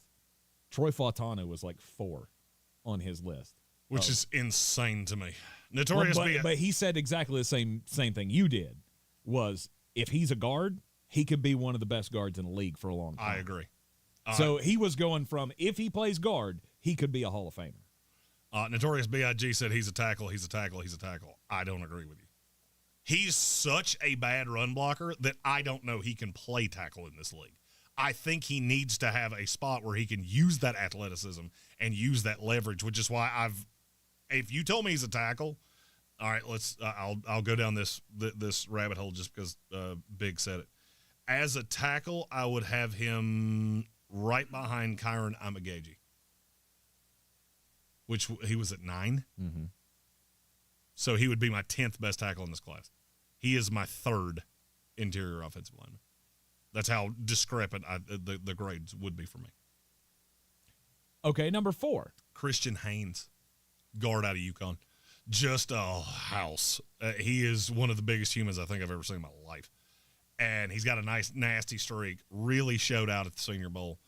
And then you go back and watch the tape, and he's one of those that I couldn't stop asking myself the question, if he had wound up at Ohio State, where would we be talking about him? Mm-hmm. Because I think he would be in that Graham Barton area of the world. Don't know that he would have gotten up to Fautana because he doesn't have that kind of versatility. Yeah.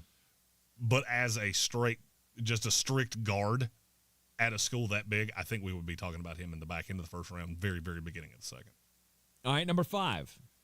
This is where I have 3 guys that are really, really, really close.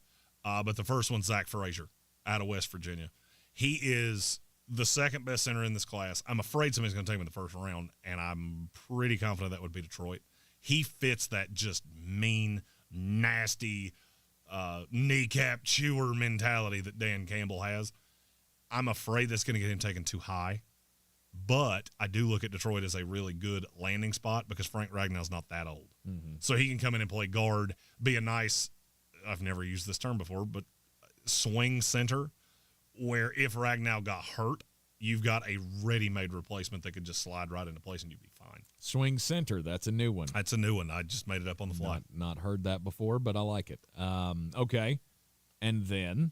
My next one, and he is so close that it is disgusting, is Christian Mahogany. 6'3", 315 out of Boston College. He is freakishly strong. I don't know that he's not the big dancing bear. He's not super agile. He's just super big and super mean and will finish you and will laugh about it. I like him as a second-round pick. I don't know that he's going to go that high, but I think he belongs in that 50-ish range. All right, 6'3", 300. If he was 600 pounds, we would be having a very different conversation about Christian Mahogany. Excuse my dyslexia there. 316 pounds is what it says, not 613 pounds on my screen. Christian Mahogany, the guard out of Boston College. You want to take a break here and then finish the list just roll later? through. All right, we'll roll it through. Rolling straight through here. Christian Mahogany coming in at number 6. Number 7. Cedric Von Prawn. Or Cedric Von Prawn Granger, depending on how you which one of his names he has decided to put down that particular day. Yes, he is now up to 4 names, and that is, 2 too many. He reminds me so much, not in play style, but just of how he is looked at as Ola Oluwatimi from last year, of, I know you're going to play in this league. I do not know why people are not as fond of you as I am, but I think he will come in and be a starting center for somebody for a long, long time. Yes. And I'm starting to hear him in the 4th round, which is insane to me. Wow. I got a couple guys right behind him that I promise you go higher than that. If that's the case, Buccaneers take Chop Robinson in the 1st round and then just take Cedric Von Prawn in the 2nd round. Be done with it. Because I believe he is ready to be a starter in this league. I think he will be a starter in this league from day one. Mm-hmm. Number 8. Zach Zinter. If he hadn't gotten hurt, he was guard out of Michigan. If he hadn't gotten hurt in the Ohio State game, he would have been much higher than this. I would have had a legit 2nd-round grade on him. But he did get hurt. That pushes him down the board a little bit. Is he going to miss the whole year? I don't think so, but he might. I thought I heard that he was going to miss significant time. He will miss significant time. I don't know if he will miss he may be a redshirt player. If he is, I don't have access to his medical, so I know the leg injury was catastrophic. So if he does miss the whole first year, that is something to take into account. But the raw talent on him is really, really, really good. Yep. Number 9. Cooper Beebe out of Kansas State. I feel like the media is higher on him than scouts are. And this is a lazy comparison because they went to the same school. He reminds me of Cody Whitehair. We're just going to see your name every single year and go, oh, yeah. And you'll never see a Pro Bowl. You'll never get the appreciation you deserve, but you're still going to be a solid player in this league. He is, in terms of watching the tape, it's about as sexy as a ham sandwich. So I don't know that he's going to go as high as people think he will. Depending on what kind of mustard. You make that ham sandwich sexy. You say things sometimes that just make my skin crawl. At number 10. Dominic Pooney out of Kansas was really impressive at the Senior Bowl, showed some tackle versatility. I still believe he is a guard. I don't think I don't think he will be a tackle in the NFL.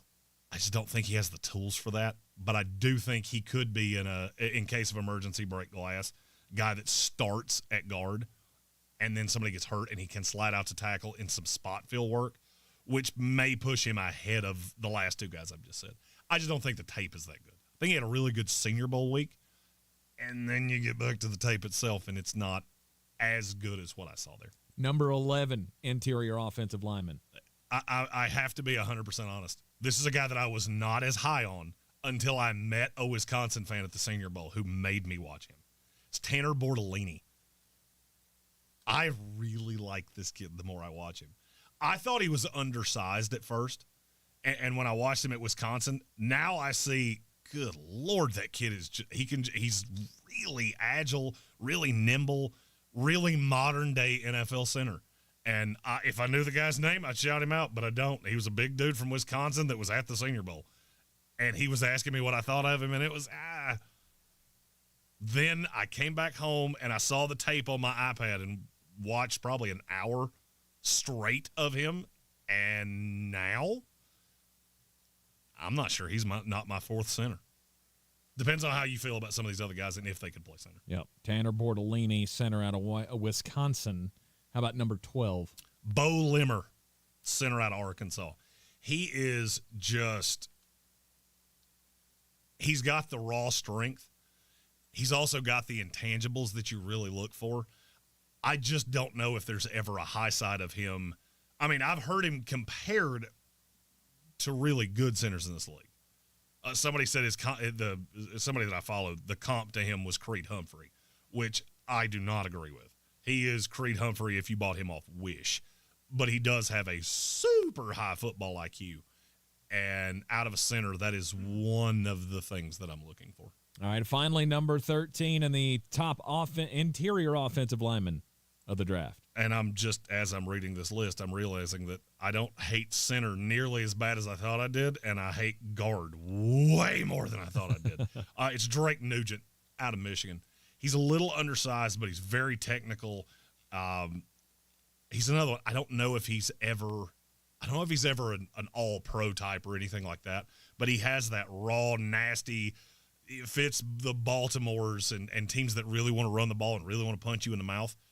You might have to put him in mothballs for a year to really get him bulked up. I mean, he's under 300 pounds, which that outside of Tyler Linderbaum always scares the heber-jeebers out of me.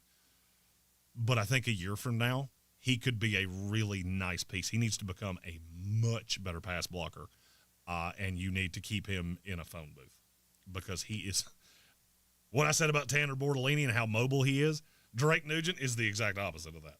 I want him to stay in about a 5-foot space. He is 2+ feet of that. You take about 2 steps to the left, 2 steps to the right. Anything more than that, you ain't fast enough to do it. You're in the Sportsocracy, and this is ESPN Asheville. That'll do it for us today. Join us tomorrow on the YouTubes only for an uncensored all-listener 7-round mock draft where you can get into the program and you make your own picks and all of that. You can, of course, do that with us tomorrow afternoon. Braves baseball will be here on ESPN Asheville. We will see you then. What are you doing? I'm training for the new Ultimate Dash Scratch-Offs.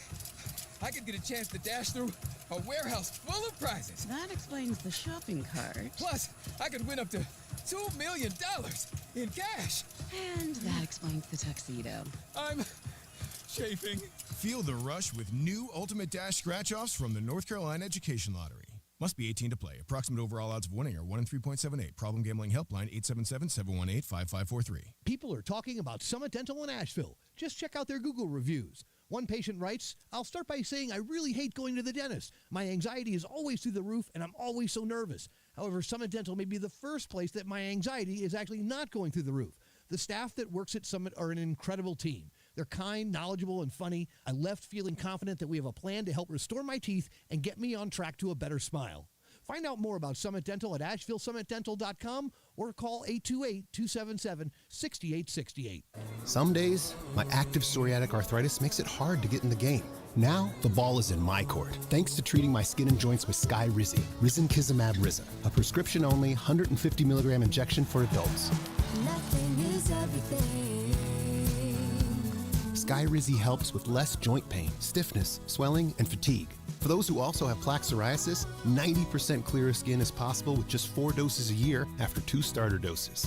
Don't use if allergic to Skyrizi. Serious allergic reactions and an increased risk of infections or a lower ability to fight them may occur. Before treatment, your doctor should check for infection and tuberculosis. Tell your doctor if you have an infection or symptoms such as fever, sweats, chills, muscle aches, or cough, or if you plan to or recently received a vaccine. With Skyrizi, there's nothing like clearer skin and better movement, and that means everything. Ask your doctor today about Skyrizi and visit Skyrizi.com or call 1-866-SKYRIZI to learn more. If cleanliness is next to godliness, look around the car right now. Is that very godly? Look, life comes at you fast, but so does WNC Auto Detailing. They have the tools to make your interior look like it's coming off the showroom floor. You don't believe me? Check them out on Instagram. All that filth and years of stains disappear. WNC Auto Detailing does full interior and exterior details with paint correction, and they do wax and ceramic coatings. Call WNC Auto Detailing at 455-3700. Premium care with a Southern hospitality touch. From the Ingalls Studios, this is ESPN Asheville WPTF